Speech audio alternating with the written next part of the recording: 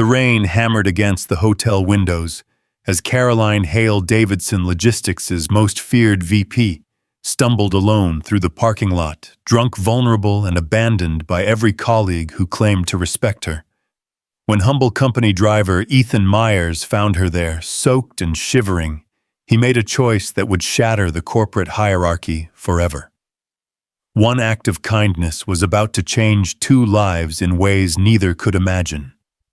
If you want to see how this incredible story unfolds, stay with me until the very end, and please comment with your city, so I can see how far this story has traveled around the world. The December wind cut through downtown Seattle like a blade, carrying with it the promise of snow and the bitter sting of another year's end. Inside the grand ballroom of the Fairmont Olympic Hotel, Davidson Logistics' annual holiday party was in full swing. But the celebration felt more like a carefully choreographed performance than genuine festivity. Crystal chandeliers cast dancing shadows across the polished marble floor, where executives in designer suits moved like chess pieces, each conversation calculated, each laugh measured for maximum professional benefit. The company's elite circulated with practiced ease, their champagne glasses catching the light, as they discussed quarterly projections and merger possibilities, with the same enthusiasm others might reserve for discussing the weather. At the center of it all, yet somehow completely apart from it, stood Caroline Hale. At 34, she commanded Davidson Logistics' Northwest Division with an iron fist wrapped in Armani silk. Her reputation preceded her into every boardroom, brilliant, ruthless, and utterly uncompromising.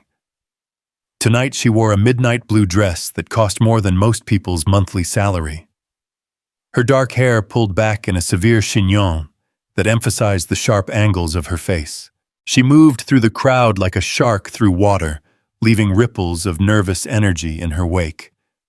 "Caroline's looking particularly lethal tonight," whispered Jennifer Chen, the head of human resources, to her companion, as they watched Caroline cut through a group of middle managers who scattered like startled birds.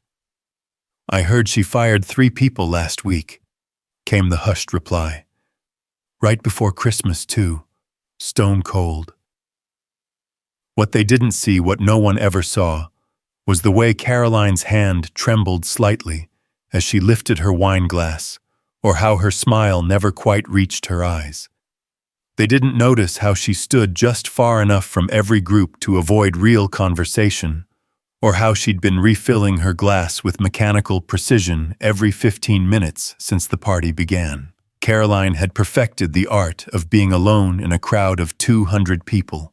Across the ballroom near the service entrance, where the catering staff moved like ghosts between the kitchen and the main floor, Ethan Meyers checked his watch for the 3rd time in 10 minutes. As one of Davidson Logistics' fleet drivers, he wasn't technically required to attend the holiday party, but management had strongly encouraged all employees to show their company spirit. So here he was, wearing his only good suit, a charcoal gray number he'd bought for his wedding 8 years ago and hadn't worn since the funeral. At 31, Ethan carried himself with the quiet dignity of a man who'd learned to find strength in simplicity. His brown hair was perpetually tousled, despite his attempts to tame it, and his green eyes held a warmth that made people feel instantly at ease. He'd been with Davidson Logistics for 6 years, long enough to understand the unspoken rules. Drivers stayed invisible, executives stayed unreachable, and the two worlds never, ever collided. "You clean up nice, Myers," called out Marcus Rodriguez, another driver, as he approached with a plate loaded from the impressive buffet. "Though I gotta say, you look about as comfortable as a cat in a thunderstorm." Ethan managed a rueful smile. "Just thinking about Ellie. Mrs. Patterson's watching her tonight, but I promised I'd be home by 10 to read her a story." "How old is she now, 7? 8 last month. Growing up too fast." Ethan's expression softened the way it always did when he talked about his daughter. "She made me promise to remember everything about the fancy party so I could tell her all about it tomorrow." Marcus laughed. Well, you can tell her about the ice sculpture that costs more than my car, and the fact that they're serving tiny sandwiches that disappear in one bite. Oh, and that the big shots are pretending to have fun, while secretly planning who to stab in the back next quarter. Their conversation was interrupted by a commotion near the main bar. Caroline Hale was speaking in sharp, clipped tones to David Morrison, the company's chief financial officer, her voice carrying just enough to draw stares from nearby groups. The Portland expansion is a mistake, David, and you know it. Caroline said, her words slightly slurred but still carrying her trademark authority. The logistics alone will eat up any profit margin, not to mention the regulatory nightmare we'll face. David, a thin man with wire-rimmed glasses, who'd always reminded Ethan of a nervous accountant, shifted uncomfortably. Caroline, perhaps we should discuss this Monday morning when what? When you've already pushed it through the board. Caroline's laugh was sharp enough to cut glass. I've seen the preliminary numbers, David. You're cooking the books to make it look viable. The words hung in the air like a challenge. Conversations around them died as people strained to listen while pretending not to. David's face flushed red, whether from embarrassment or anger. It was hard to tell. You're out of line, David hissed, glancing around at their audience. And frankly, you're in no condition to be discussing business. Caroline's eyes flashed dangerously. My condition is irrelevant to the fact that you're about to cost this company millions. But then again, accountability was never your strong suit, was it? The tension was thick enough to choke on. Several executives began moving away, suddenly finding urgent conversations elsewhere in the room. Nobody wanted to be caught in the crossfire when Caroline Hale decided to detonate. From his position across the room, Ethan watched the scene unfold with growing unease. He'd seen Caroline in action before, of course brief glimpses, when she'd sweep through the motor pool like a force of nature, demanding to know why a delivery was delayed or why a route wasn't optimized. But this was different. This wasn't the controlled, calculated Caroline Hale he knew from company lore. This was someone coming apart at the seams, and everyone was too afraid or too smart to get involved. Train wreck in progress, Marcus muttered, following Ethan's gaze. Someone should probably intervene before she says something that gets her fired. But no one moved. The crowd around Caroline and David continued to thin as people found excuses to drift away. Even David seemed to be looking for an escape route, his eyes darting toward the main exit. You know what, Caroline? David said, finally, his voice rising above the ambient noise of the party. Deal with your personal issues on your own time. Some of us are here to actually enjoy ourselves. With that parting shot, he turned and walked away, leaving Caroline standing alone at the bar like a statue carved from ice and fury. The bartender, a young man who looked like he'd rather be anywhere else, busied himself wiping down glasses and avoiding eye contact. Another wine, Caroline said, clearly her voice carrying in the sudden quiet that surrounded her. Actually, make it a double. The bartender hesitated. Ma'am, I think perhaps… Did I stutter? The question was delivered with surgical precision, each word sharp enough to draw blood.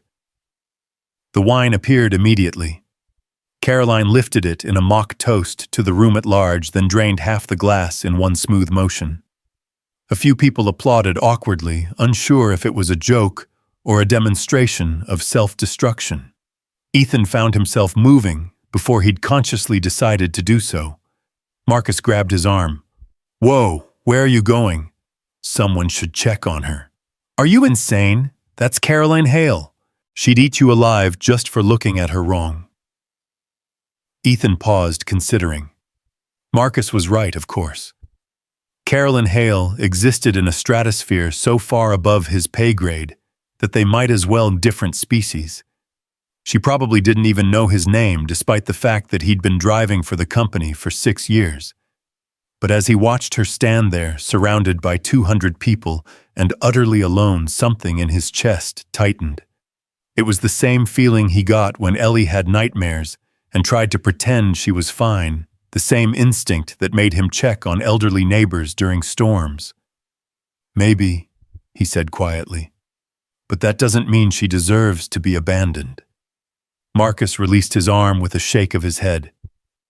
"Your funeral, man, literally."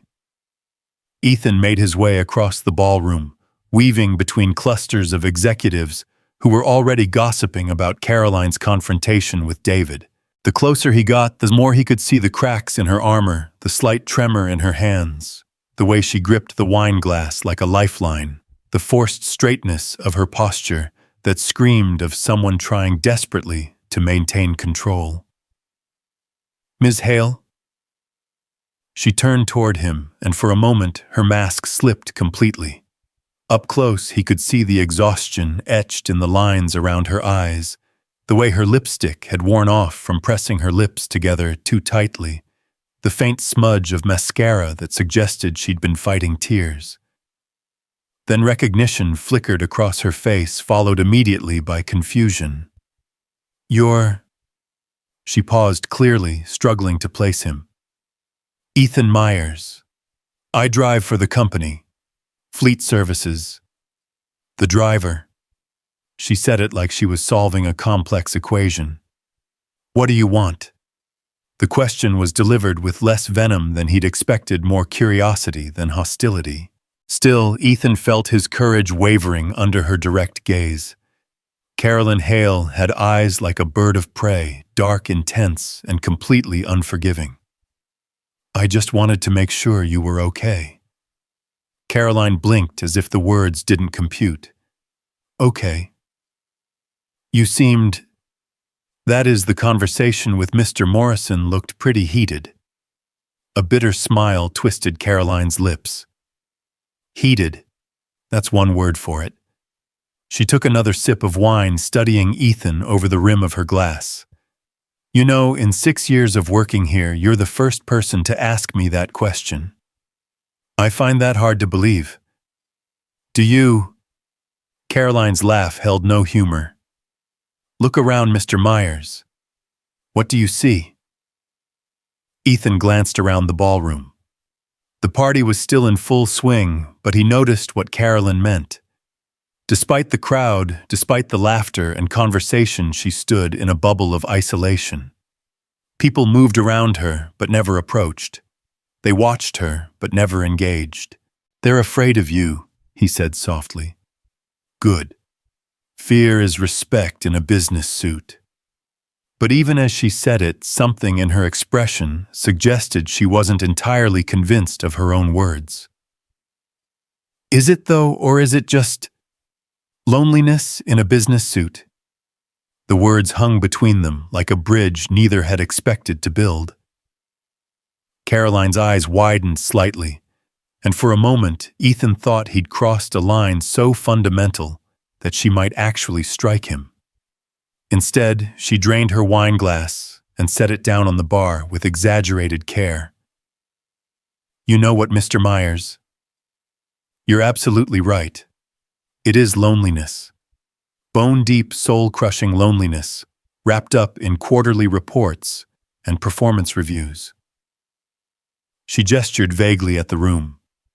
"All of this, the power, the corner office, the 7-figure salary, it's just a very expensive way to ensure that nobody ever gets close enough to hurt you." The honesty was so raw, so unexpected, that Ethan felt like he'd been punched in the chest. This wasn't the ice queen of Davidson Logistics talking. This was just a woman who'd had too much wine and not enough human connection. "Ms. Hale, Caroline, if we're going to have this conversation, you might as well call me Caroline." She signaled the bartender for another drink, but Ethan noticed her hand was shaking more noticeably now. "Caroline, maybe you should slow down a little." She turned those predatory eyes on him again, but this time there was more hurt than anger in them. "Why?" "Because it's unprofessional. Because someone might see the great Caroline Hale being human for 5 minutes. Because you've had a lot to drink, and tomorrow morning you might regret some of the things you're saying tonight. Tomorrow morning, Caroline repeated slowly. I'll go back to being the bitch who fires people right before Christmas. Tonight, I'm just...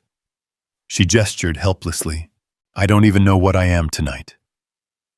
The bartender had brought her another wine, but Caroline stared at it without picking it up. Around them, the party continued, but Ethan was increasingly aware that they were becoming a spectacle. He could feel eyes on them, could almost hear the whispered speculation about what the company driver was doing, having an intimate conversation with the VP of the Northwest Division. You want to know something funny? Caroline said suddenly. I used to be different. Before I came to Davidson, before I learned that kindness is a liability and trust is a weapon that people use against you. What changed? Caroline's smile was sharp enough to draw blood. Life. Reality. The discovery that if you're not the predator, you're the prey. She finally picked up her wine glass, but instead of drinking, she held it up to the light, watching the dark liquid swirl. My ex-husband taught me that lesson particularly well. Ethan felt another piece of the puzzle click into place. You were married. For 3 years. To a man who saw my success as a personal insult and my ambition as a character flaw. Caroline's voice was matter-of-fact, but Ethan could hear the old pain underneath. He was charming at first, supportive, said he admired my drive, right up until I got promoted above him. What happened? He cheated, repeatedly, with women who were less threatening according to the note he left. Carolyn finally took a sip of wine. Apparently being successful makes you fundamentally unlovable. Who knew? The casual way she delivered the devastating words made Ethan's heart ache. He recognized the tone. It was the same one Ellie used when she talked about kids at school who said mean things about her having only one parent. That's not true, he said quietly. Isn't it? Caroline challenged.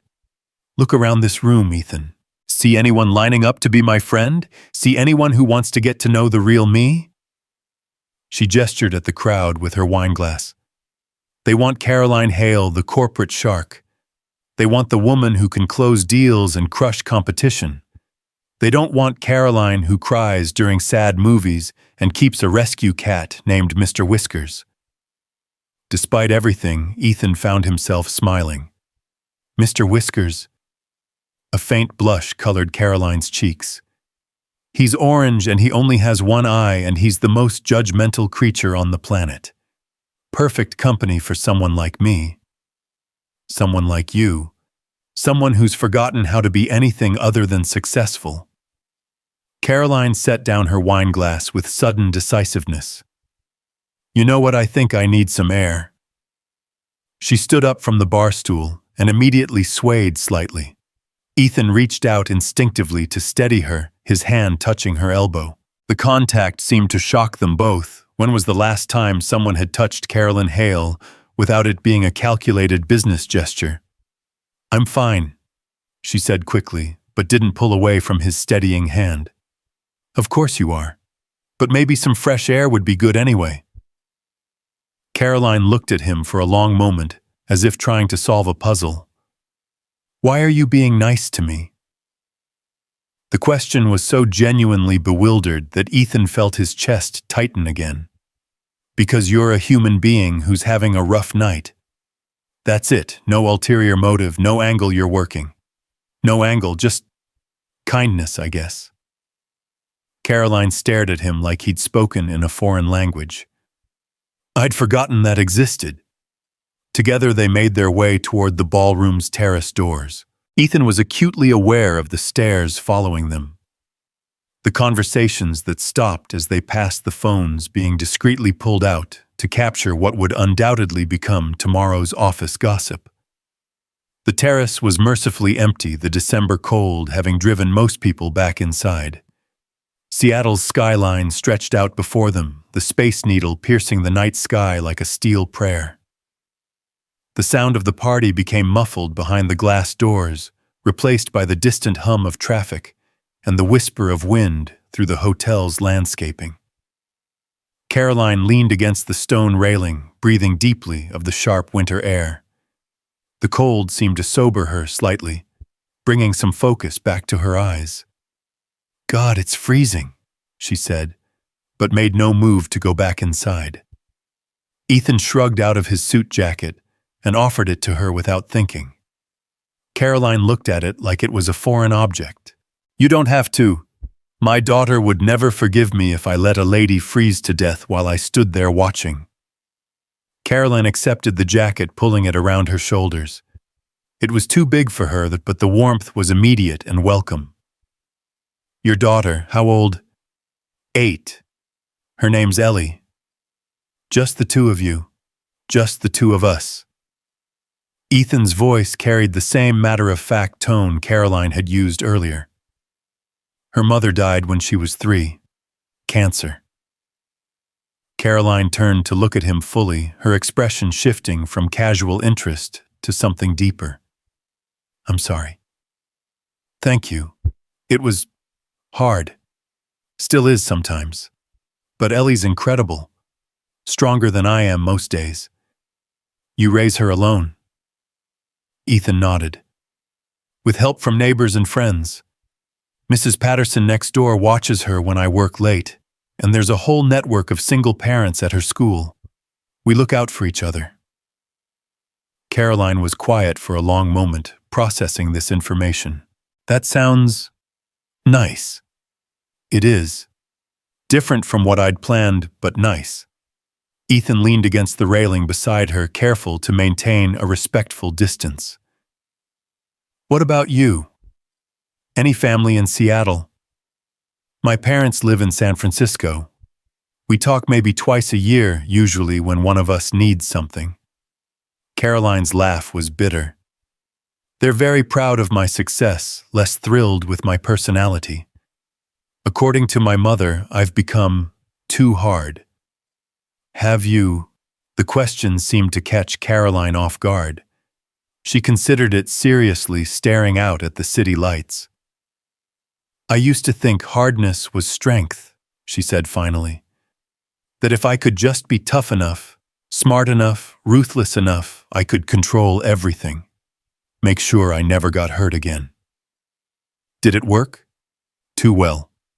I became so good at protecting myself that I locked everyone out, including the people who might actually have been worth letting in.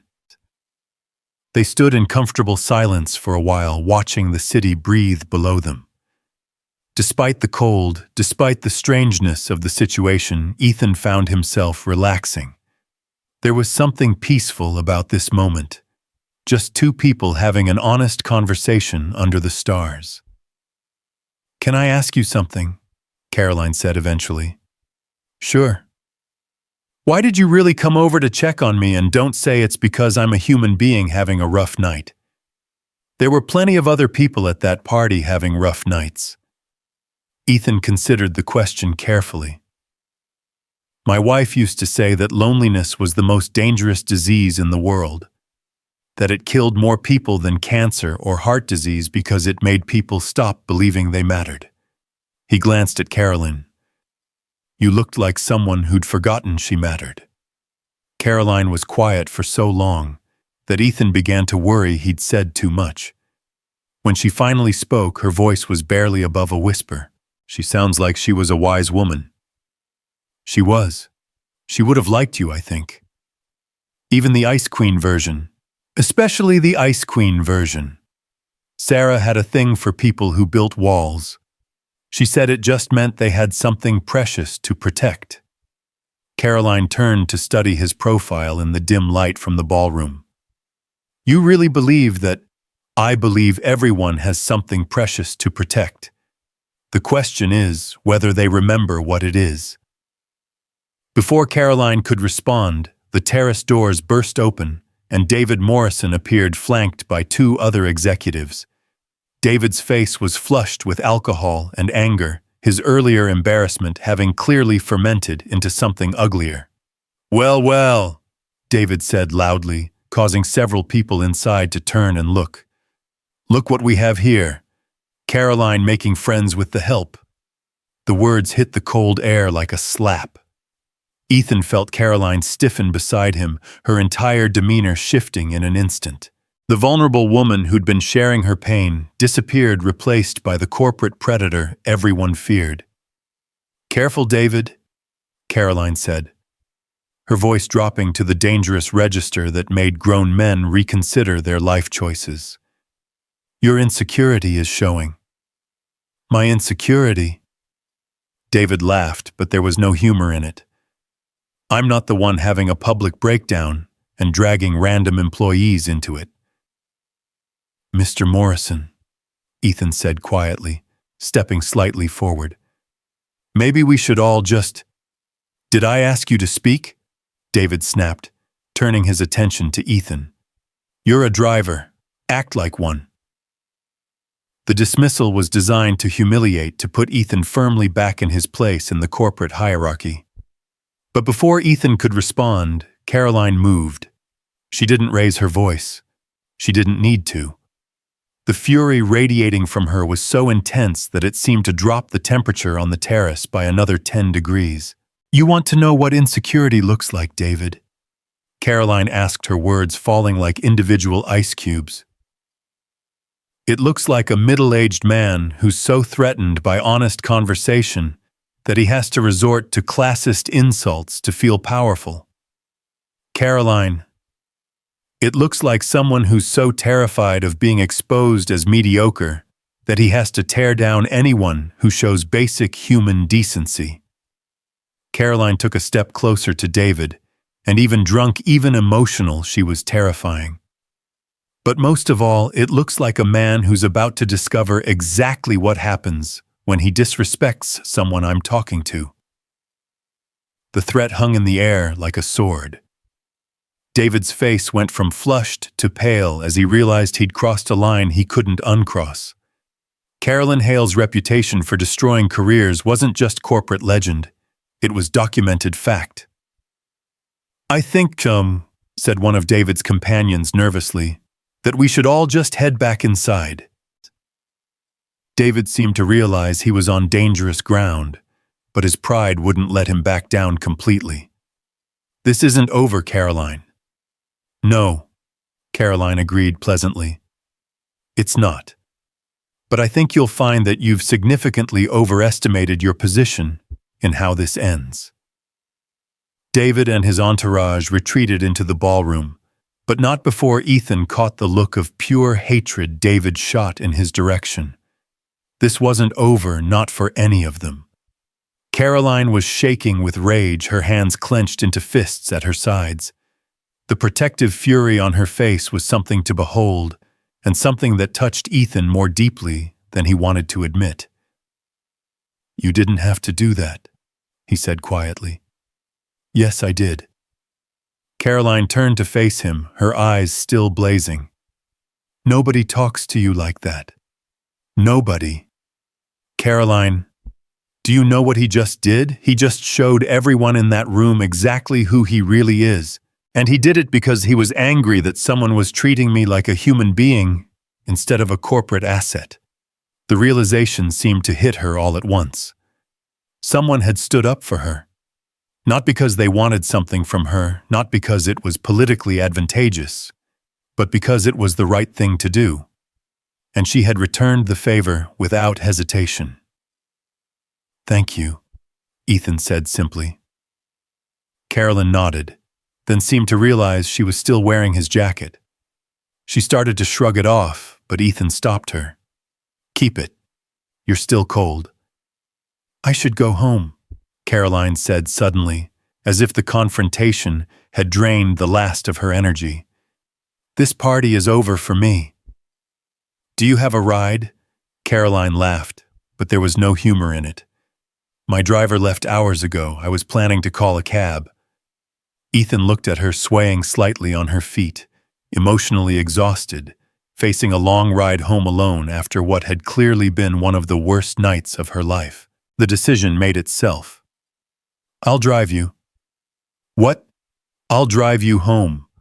I'm sober, I know the city, and honestly, after what just happened with David, I think we could both use a quiet ride." Caroline stared at him like he'd offered to fly her to the moon. "You don't even know where I live. So you'll tell me." "Ethan, you don't understand. I live in Bellevue, in one of those neighborhoods where they check your net worth at the gate. My car's not that impressive, but it runs fine." "That's not what I meant." Caroline's voice was soft now, almost wondering. "Why would you do this? You barely know me."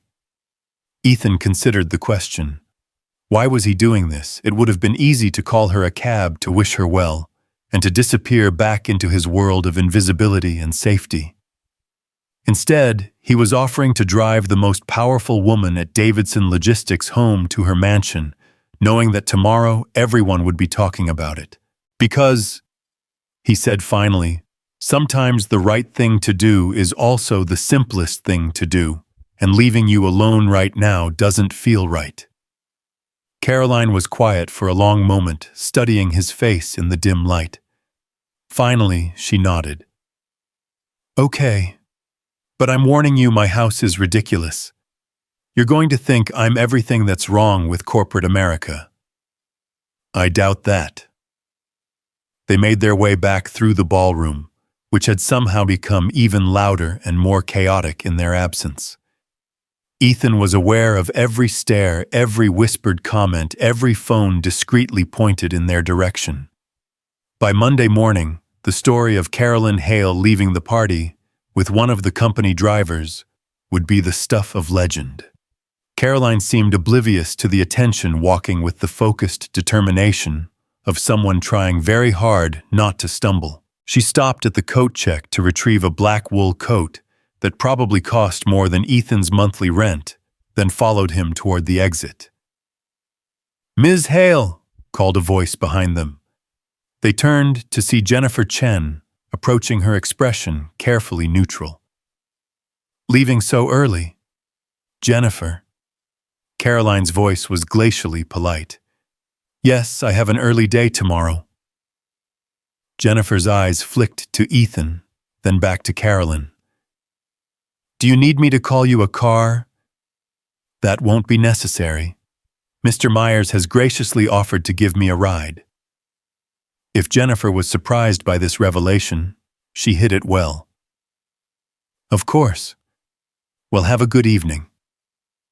As they walked away, Ethan caught Jennifer pulling out her phone, undoubtedly to text someone about this latest development. By the time they reached the hotel's parking garage, half the party would know that Carolyn Hale had left with a driver. Ethan's car, a 7-year-old Honda Civic, with a dent in the rear bumper and a coffee stain on the passenger seat, sat in the far corner of the garage like an apologetic afterthought among the BMWs and Mercedes. He felt a moment of embarrassment as he unlocked the doors. "It's not much," he said. Caroline settled into the passenger seat with careful dignity. "It's perfect." As they pulled out of the garage and into the Seattle night, Ethan couldn't shake the feeling that something fundamental had shifted. Not just for Caroline, but for him too. In the space of one evening, his carefully ordered world had collided with hers in ways that neither of them had anticipated. The drive to Bellevue would take 30 minutes in good traffic. 30 minutes alone with Carolyn Hale, away from the watchful eyes of the corporate world. 30 minutes to figure out what happened next. As they merged onto Interstate 90, Caroline leaned back against the headrest and closed her eyes. For the first time all evening, she looked peaceful. "Thank you," she said quietly, "for everything." Ethan glanced at her in the rearview mirror, then focused back on the road. "You're welcome." But even as he said it, he knew that everything had changed. Tomorrow he would go back to being just a driver, and she would go back to being the untouchable VP. But tonight, they were just two people who had found something unexpected in each other's company. The city lights blurred past the windows as they drove through the December night, carrying them toward whatever came next. The silence in the Honda Civic was comfortable rather than awkward, filled only by the gentle hum of the engine and the distant sound of late-night traffic. Caroline had given him directions to her neighborhood in Bellevue, a series of turns that led them steadily upward into the hills where Seattle's tech elite had built their modern castles. With each mile, the houses grew larger and the lots more expansive until they were driving through a landscape that seemed designed to intimidate. "Turn left at the stone pillars," Caroline said softly, breaking the quiet that had settled between them. Ethan followed her directions, turning into a gated community called Meridian Heights. Even at night, he could see that this wasn't just wealth. This was the kind of money that built dynasties. Manicured lawns stretched like green carpets in front of houses that looked more like architectural statements than homes. "Third house on the right," Caroline murmured. "The one with too many windows." When Ethan pulled into the circular driveway, he had to suppress a whistle. Caroline's house was a modernist masterpiece of glass and steel, all clean lines and dramatic angles that caught the moonlight like a crystal sculpture. It was beautiful in an intimidating way, the kind of place that belonged in architectural magazines rather than real life. "I told you it was ridiculous," Caroline said, noticing his expression. "It's not ridiculous, it's just—" Ethan searched for the right word. "Lonely." Caroline looked at him sharply. "What do you mean? All that glass, all those windows. It's like living in a fishbowl where nobody's watching." The observation hit closer to home than Carolyn wanted to admit. She'd bought the house 2 years ago, seduced by its stark beauty and panoramic views of Lake Washington. But Ethan was right. It was a house designed for display rather than living a monument to success that echoed with emptiness. "Would you like to come in for coffee?" The invitation surprised them both. Caroline looked as startled by her own words as Ethan felt hearing them. "I should probably get home," Ethan said carefully. "Ellie will be waiting up even though she promised Mrs. Patterson she'd go to sleep." "Of course. Your daughter." Caroline's voice carried a note of something that might have been wistfulness. "She's lucky to have a father who keeps his promises." They sat in the car for a moment longer, neither quite ready to end the evening. The emotional honesty they'd shared on the hotel terrace seemed to hang between them, like a bridge neither knew how to cross. "Ethan," Carolyn said finally, "what happened tonight, the conversation with David, the things I told you, won't go any further than this car," Ethan assured her. "I'm not interested in office gossip." "That's not what I meant." Caroline turned to face him fully. "I meant thank you for listening, for not running away when I started falling apart. We all fall apart sometimes. The lucky ones just don't have to do it in public." Caroline smiled, a real smile this time, not the corporate mask she usually wore. "You have a way of making everything sound simple. Most things are simpler than we make them. We just complicate them because simple feels too easy." "Is that your philosophy of life?" "One of them. The other is that kindness costs nothing, but pays everything." Carolyn was quiet for a long moment, studying his profile in the dim light from her house. "Your wife taught you that too." "My daughter, actually.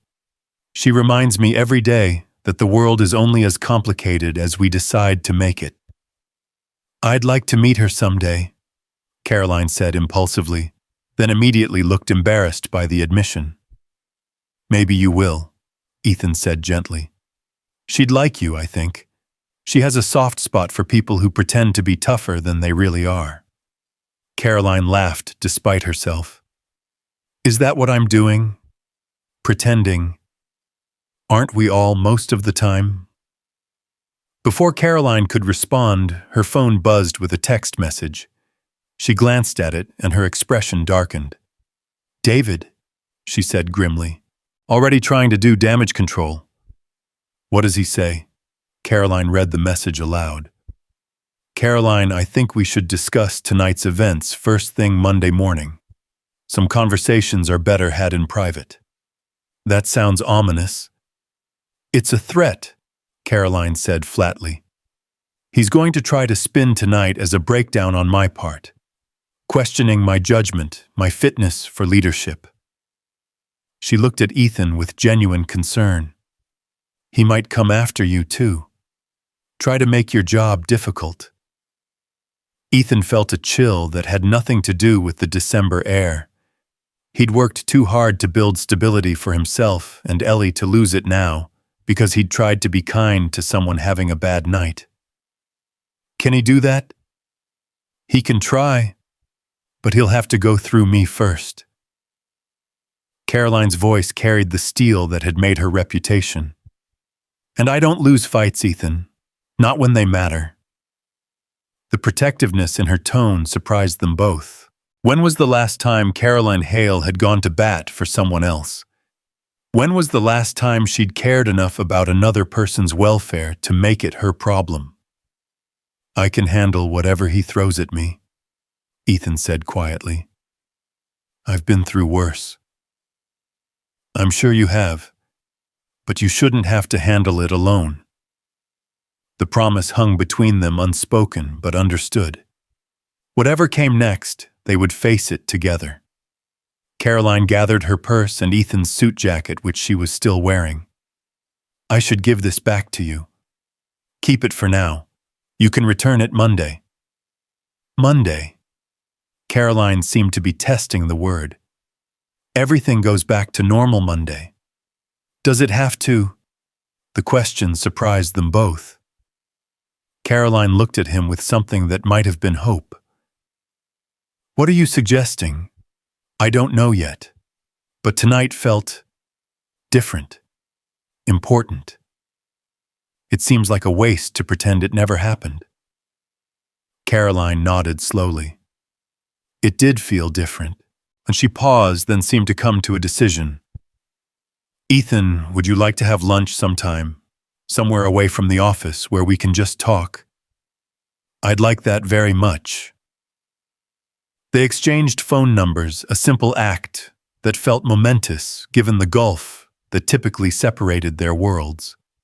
As Caroline prepared to get out of the car, she turned back to him one more time. "What you did tonight, checking on me, listening to me, defending me, nobody's done anything like that for me in years."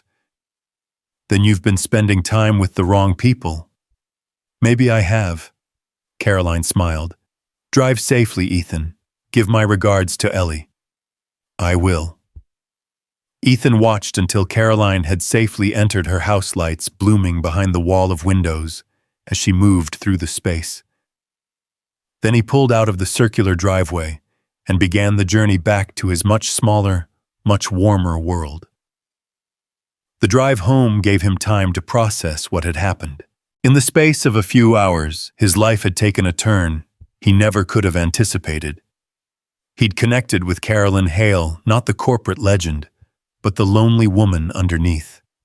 And somehow, impossibly, she'd connected with him too. His phone buzzed with a text message just as he pulled into his own driveway. It was from Caroline. "Thank you again for tonight. Sleep well."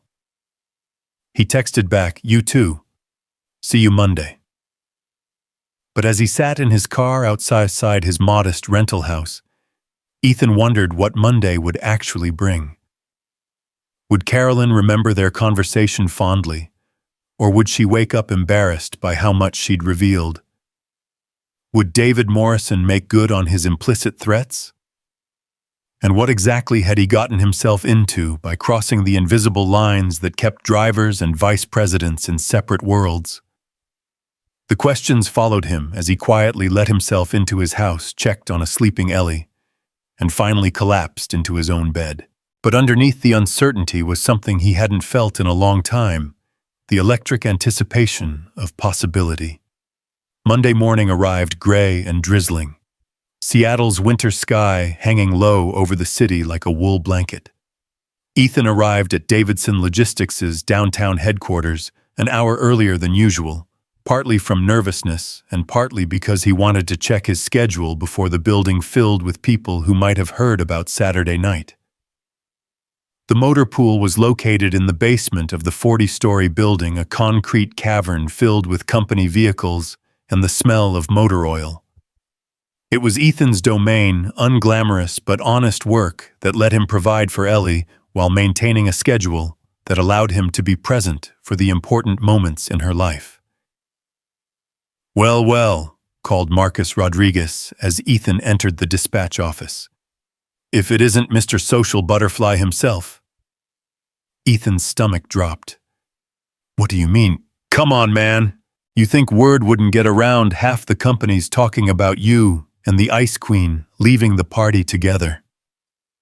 Marcus's expression was half admiration, half concern. "Please tell me you didn't do anything stupid." "I drove her home, that's all." "That's all?"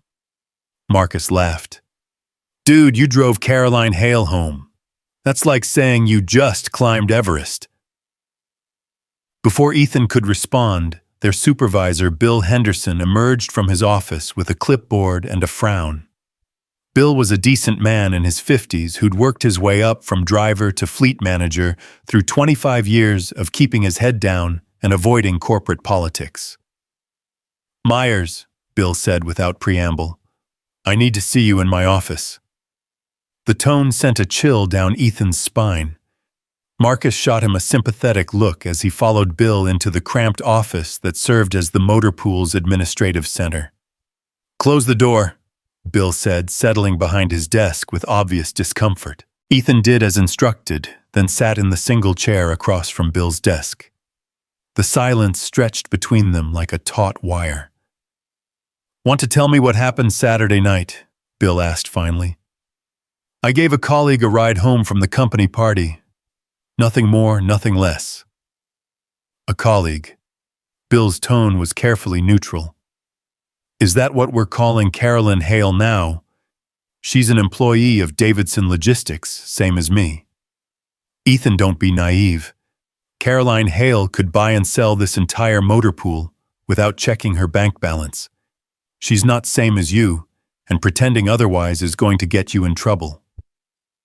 The warning was delivered with genuine concern, but it still stung. "Are you telling me I can't talk to certain people because of their job titles? I'm telling you that some people exist in a different atmosphere than us working folks, and crossing those lines usually doesn't end well for people like us." Bill leaned forward. "I got a call this morning from David Morrison's office. Apparently there was some kind of incident at the party." Ethan's blood ran cold. "What kind of incident?" "Morrison's spinning it as Caroline having too much to drink and making a scene. Says she was inappropriate with staff." Bill's expression was grim. "He's asking questions about your background, your employment history. Wants to know if you have any disciplinary actions on file." "And do I?" "Of course not. You're one of the best drivers we have. But Ethan, this isn't about your work performance. This is about politics, and in corporate politics, people like us are expendable." The unfairness of it hit Ethan like a physical blow. He'd done nothing wrong, had actually gone out of his way to help someone who needed it. And now he was being punished for it by a man whose only real injury was to his pride. "What do you want me to do, Bill? Keep your head down. Do your job. Stay away from executive floors unless you're specifically assigned there." Bill's voice softened. "Look, I don't know what really happened Saturday night, and frankly, I don't want to know. But whatever it was, it's got some powerful people nervous. And when powerful people get nervous, they look for someone to blame." Ethan nodded, understanding the subtext. Bill was trying to protect him, but there were limits to what a fleet manager could do against a CFO with a grudge. "I understand." "Good. Now I've got runs for you today that'll keep you busy and out of the building. Take the routes without complaint and let this blow over." As Ethan left Bill's office, he felt the weight of his mistake settling on his shoulders. He'd allowed himself to forget for a few hours that there were invisible walls in the corporate world. Walls that separated people not just by job title or salary, but by entire ways of being. He'd crossed those walls Saturday night, and now he was paying the price. His phone buzzed with a text message. For a moment his heart leaped, thinking it might be Caroline. Instead, it was from his neighbor, Mrs. Patterson. "Ellie has a school assembly this afternoon at 2 p.m. You mentioned wanting to attend." The reminder hit him like a splash of cold water. This was what mattered, not corporate politics or wounded egos, but being present for his daughter. Ellie had been practicing for weeks for her class's presentation on Pacific Northwest wildlife. She was playing a salmon complete with a costume she'd helped design. Ethan quickly texted back, "Wouldn't miss it. Thank you for reminding me." He checked his route assignments for the day, a series of deliveries and pickups that would take him all over the greater Seattle area. If he managed his time carefully, he could finish early and make it to Ellie's school with time to spare. As he prepared his vehicle for the day's runs, Ethan tried to push thoughts of Caroline and David Morrison out of his mind. He had work to do and a daughter to support. Whatever consequences came from Saturday night, he would face them. But he wouldn't let them interfere with what truly mattered. The morning passed in a blur of traffic and delivery schedules. Ethan threw himself into his work with the kind of focused intensity he usually reserved for crisis situations. Physical activity had always been his way of processing stress, and today the familiar routine of driving Seattle's streets provided a welcome distraction from his churning thoughts. It was just after noon when his personal phone rang. The number wasn't one he recognized, but something made him answer. "Hello? Ethan, it's Caroline." Her voice sent an unexpected jolt through him, part relief, part apprehension. "Caroline, hi. I hope I'm not calling at a bad time. I got your number from our conversation Saturday night." "No, it's fine. I'm just out on runs." He pulled into a parking lot, needing to focus fully on the conversation. "How are you?" Carolyn paused, and when she continued, her voice was careful. "I'm calling because I heard David Morrison has been making inquiries about you." So she knew, somehow, that made it both better and worse. Word travels fast. In this business, gossip moves faster than actual work. Caroline's tone was grim. "Ethan, I need you to know that whatever David is planning, it's not going to succeed. I won't let it." "Caroline, you don't need to." "Yes, I do." Her voice carried the steel he'd heard Saturday night when she'd faced down David on the terrace. "What happened Saturday night was my fault, not yours. You were being kind to someone who needed it, and you're being punished for it. That's unacceptable. It's corporate politics. I understand the game even if I don't like it." "Do you?" "Because I'm not sure you realize how serious this could get." Caroline's voice softened with genuine concern. "David's not just angry about Saturday night. He sees you as a weakness he can exploit. If he can paint me as someone who makes poor judgments, who gets too friendly with subordinates, he can undermine my authority." The calculation behind David's move became clear to Ethan. This wasn't really about him at all. He was just collateral damage in a larger corporate war. "So what do we do, we?" Caroline's surprise was audible. "Ethan, the smart thing for you to do is distance yourself from me completely. Let David think his intimidation worked. Keep your head down until this blows over." "Is that what you want me to do?" The question hung between them for a long moment. When Caroline finally answered, her voice was barely above a whisper. "What I want and what's smart are two different things." "What do you want?" Another pause. I want to have lunch with you tomorrow. I want to continue the conversation we started Saturday night. I want to find out if what I felt that evening was real or just the wine talking. Caroline's voice grew stronger. But I also want you to keep your job and your security. I want your daughter to have a father who can provide for her without worrying about vindictive executives. The honesty in her voice made Ethan's chest tight. She was offering him an out, a chance to walk away clean and safe. All he had to do was say the word. Caroline, yes. Where do you want to have lunch tomorrow? The silence that followed was so long that Ethan began to wonder if the call had dropped. When Caroline finally spoke, there was something in her voice he'd never heard before: hope. There's a small cafe called Luna's in Fremont. Very quiet, very private. They have excellent coffee and nobody from Davidson Logistics has ever heard of it. What time? 12:30. I'll be there. Ethan, Carolyn said softly. Are you sure about this? Once we take this step, there's no going back to the way things were. Ethan thought about his conversation with Bill that morning, about David Morrison's threats, about the carefully ordered life he'd built for himself and Ellie. Then he thought about Caroline standing alone at that party, surrounded by people but utterly isolated. I'm sure. Then I'll see you tomorrow at Luna's. After Caroline hung up, Ethan sat in his car for several minutes, processing what he'd just committed to. He was deliberately walking into whatever storm David Morrison was brewing, and he was dragging Caroline with him. It was probably the most reckless thing he'd done since Sarah's death. It was also, he realized, the most alive he'd felt in years. The rest of his day passed quickly. He completed his routes with time to spare and arrived at Ellie's school just as the assembly was beginning. The elementary school auditorium was packed with parents, grandparents, and siblings all gathering to watch their children perform. Ethan found a seat in the back and watched as Ellie's class took the stage. She was wearing the salmon costume they'd worked on together, silver fabric, with pink accents, and a hat shaped like a fish head. When she delivered her lines about salmon migration patterns, her voice clear and confident, Ethan felt his heart swell with pride.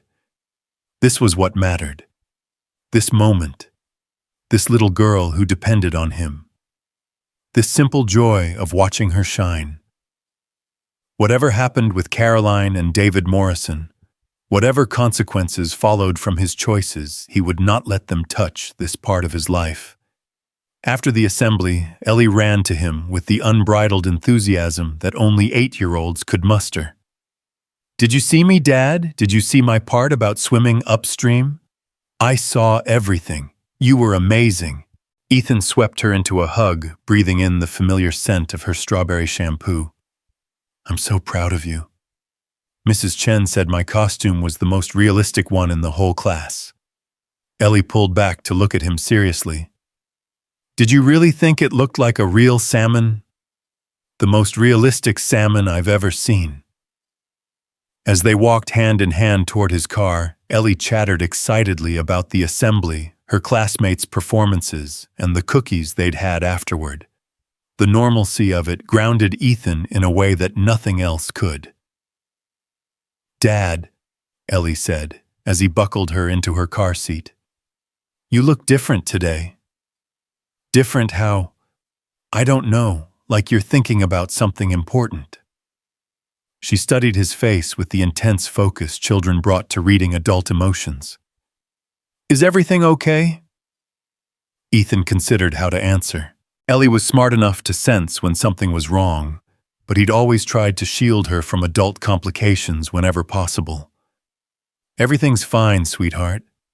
Sometimes grown-ups just have complicated decisions to make. About work. Something like that. Ellie nodded gravely. Mom used to say that the right decisions are usually the hardest ones to make. The wisdom of her words, delivered with such innocent certainty, hit Ethan like a revelation. Sarah would have understood what he was doing. She would have approved of his choice to stand by Caroline regardless of the consequences. Your mom was a very smart woman. I know. She told me to take care of you while she was gone. Ellie's expression was matter-of-fact, as if this was the most natural thing in the world. So, if you need to make a hard decision, I think you should do what feels right in your heart. As they drove home through the gray Seattle afternoon, Ethan marveled at his daughter's insight. Out of the mouths of babes came the clarity that all his adult reasoning had failed to provide. He was going to lunch with Caroline tomorrow. Whatever happened after that, they would face each other. The next morning dawned crisp and clear, one of those rare December days in Seattle, when the clouds parted to reveal Mount Rainier standing sentinel over the city, like a snow-capped guardian. Ethan had barely slept his mind cycling through scenarios for the lunch ahead, each one more complicated than the last. But as he made Ellie's breakfast and helped her get ready for school, familiar rhythm of their morning routine steadied his nerves.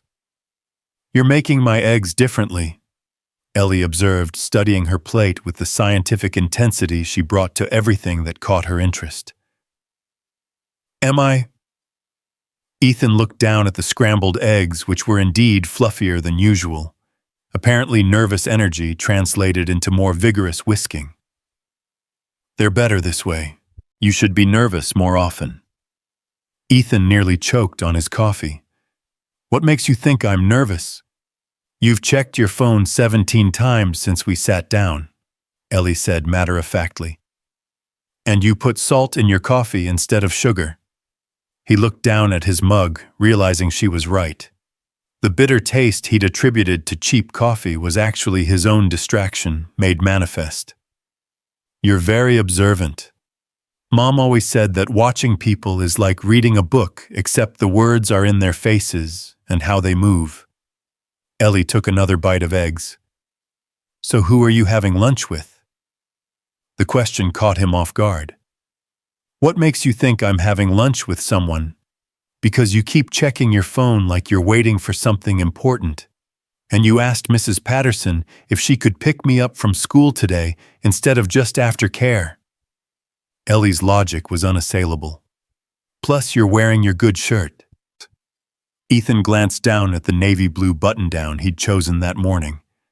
It wasn't his best shirt exactly, but it was definitely nicer than his usual work attire.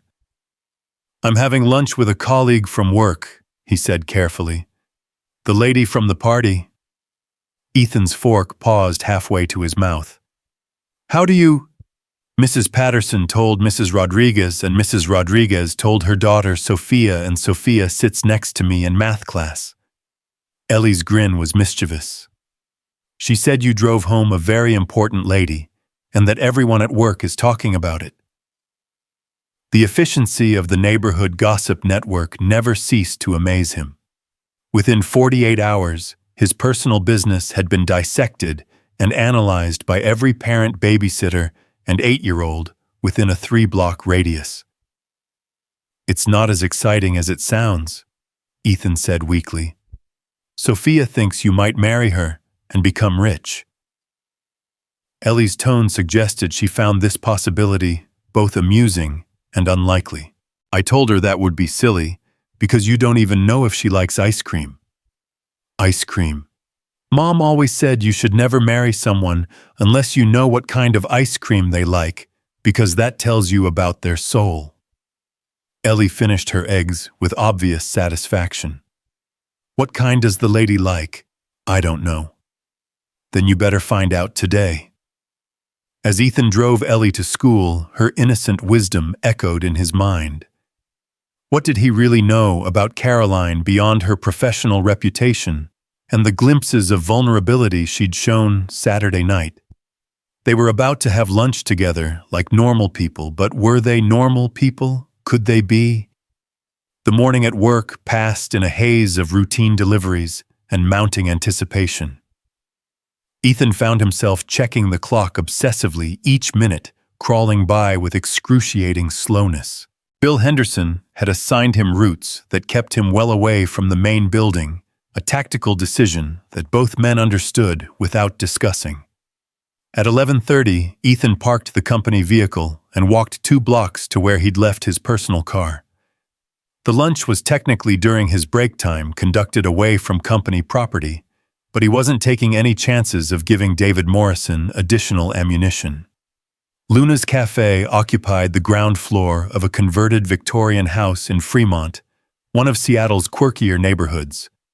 The area was known for its eclectic mix of artists, young professionals, and old-time residents who remembered when Fremont was more working class than trendy.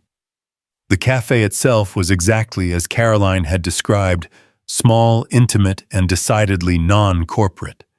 Mismatched furniture, local artwork on the walls, and the kind of relaxed atmosphere that encouraged lingering conversations over multiple cups of coffee. Ethan arrived 10 minutes early and chose a table in the back corner where they would have privacy. The lunch crowd was just beginning to filter in freelancers with laptops, mothers with strollers, construction workers grabbing quick sandwiches, normal people living normal lives unburdened by corporate politics and invisible hierarchies. At exactly 12:30, Carolyn walked through the door. She looked different away from the sterile environment of Davidson Logistics. Instead of her usual power suits, she wore dark jeans, knee-high boots, and a cream-colored sweater that softened her features. Her hair was down, falling in gentle waves past her shoulders, and she wore minimal makeup. She looked younger, more approachable, like someone you might actually meet at a neighborhood cafe rather than a corporate boardroom. Their eyes met across the crowded space, and Carolyn smiled. Not the practiced executive smile he'd seen her deploy at meetings, but something genuine and slightly nervous. As she made her way toward his table, Ethan noticed other patrons glancing at her. Even dressed down, Caroline carried herself with a presence that was hard to ignore. "I wasn't sure you'd come," she said, as she settled into the chair across from him. "I wasn't sure you'd come either." They looked at each other for a moment, both aware that they were crossing into uncharted territory. Saturday night had been an anomaly, a moment suspended outside normal reality. This was something else entirely, a deliberate choice to continue whatever had begun between them. "This place is perfect," Caroline said, glancing around the cafe. "I feel like I'm in a different world." That was the idea, wasn't it? A server approached a college-aged woman with purple hair and paint-stained fingers who clearly recognized Caroline, but was too cool to make a big deal about it. They ordered coffee and sandwiches, the normalcy of the interaction, somehow making the moment feel both more real and more surreal. "So," Caroline said once they were alone again, "how bad was it yesterday?" "Define bad." "David's already making moves, isn't he?" Ethan described his conversation with Bill. David's inquiries and the not-so-subtle warnings about staying in his lane. Caroline listened with growing anger, her jaw tightening with each detail. "He's using you to get to me," she said when he finished. "Creating a narrative where I'm unprofessional, emotionally unstable, making poor judgment calls. Is it working? Not the way he hopes." Caroline's smile was sharp enough to cut glass. "David underestimated 2 things, how little I care about corporate gossip and how much I dislike bullies." "What does that mean?" Before Caroline could answer, her phone buzzed with a call. She glanced at the screen and frowned. "It's my assistant. I'm sorry, but I should take this." "Caroline Hale." She answered, her voice automatically shifting into its professional register. Ethan could hear the tinny sound of a voice on the other end, speaking rapidly and with obvious urgency. Caroline's expression grew increasingly serious. "When did this happen?" she asked. A pause.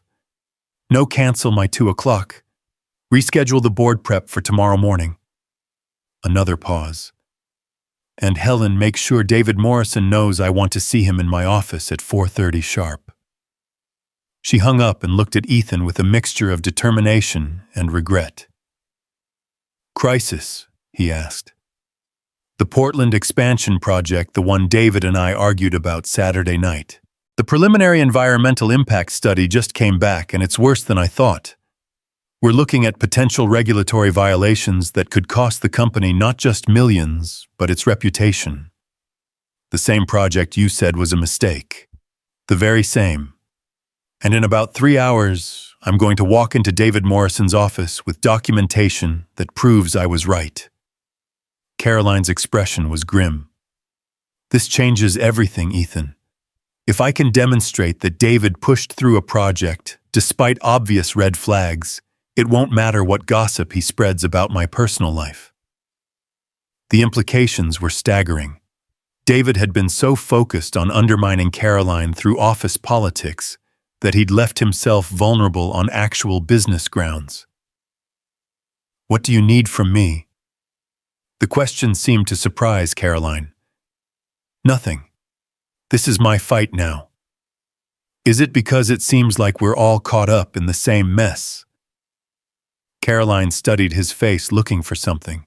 "You realize what this means, don't you? If I go after David professionally, there's no pretending anymore that we don't know each other. The whole company will be watching to see how this plays out. And you'll be guilty by association. Whether I win or lose, your name will be connected to mine. That could follow you for the rest of your career." Ethan considered this soberly. In the corporate world, being on the wrong side of a high-level political battle could indeed shadow someone for years. But the alternative, watching Caroline fight alone while he hid in the safety of invisibility, felt like a betrayal of everything he believed about loyalty and friendship. "Caroline, can I ask you something?" "Of course." "Saturday night, when you were standing at that bar alone, what did you need most in that moment?" Caroline's expression softened. "Someone to remind me that I was human. And today, walking into whatever storm is coming, what do you need most? Someone who believes I'm doing the right thing." "Then you have it." The simple declaration hung between them like a promise. Caroline's eyes glistened with something that might have been tears. "Why?" she asked softly. "Why are you willing to take this risk for someone you barely know?" Ethan thought about Ellie's words from the night before, about doing what felt right in your heart. He thought about Sarah's belief that kindness was never wasted, even when it seemed costly. But mostly, he thought about the woman sitting across from him, brilliant, vulnerable, and facing her demons with the kind of courage that deserved to be witnessed. "Because," he said finally, "I'm starting to think I know you better than either of us realized." Their food arrived, but neither seemed particularly interested in eating. The conversation had shifted into deeper waters, and they both sensed they were approaching something that couldn't be taken back. "Ethan," Caroline said carefully, "I need you to understand something. I haven't had a real friend in years. I don't even remember how to be a friend. Everything in my life has been about competition strategy, winning at all costs. I don't know how to just be with someone without calculating the angles. Maybe that's exactly why you need to learn. What if I can't? What if I'm too damaged, too set in my ways? Then we'll figure it out together."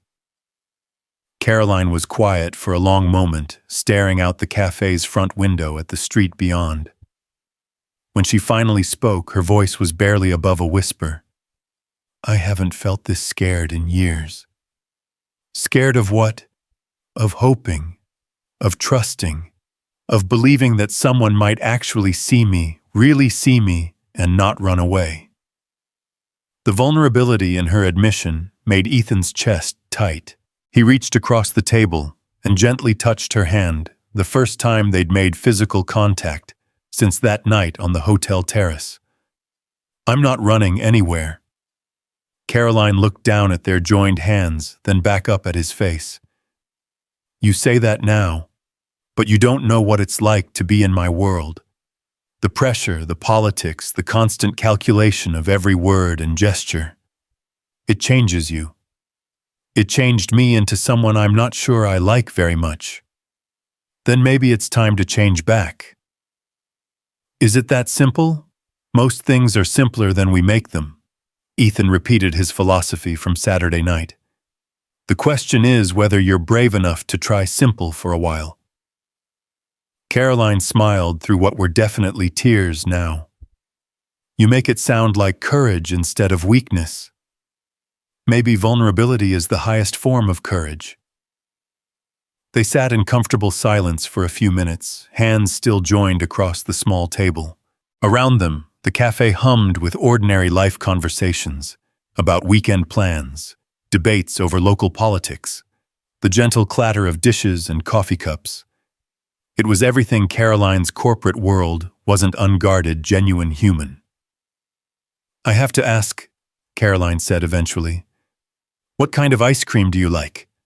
Ethan laughed, surprised by the question. Ice cream. Apparently, it's important information for determining someone's soul. Did Ellie tell you that? Ellie, my daughter. She has theories about ice cream and character assessment. Ethan grinned. She says you should never marry someone unless you know what kind of ice cream they like. Caroline's laughter was genuine and infectious. Smart girl. So what's your answer? Vanilla. Really, just vanilla. Good vanilla. Real vanilla bean, not artificial. There's something honest about vanilla.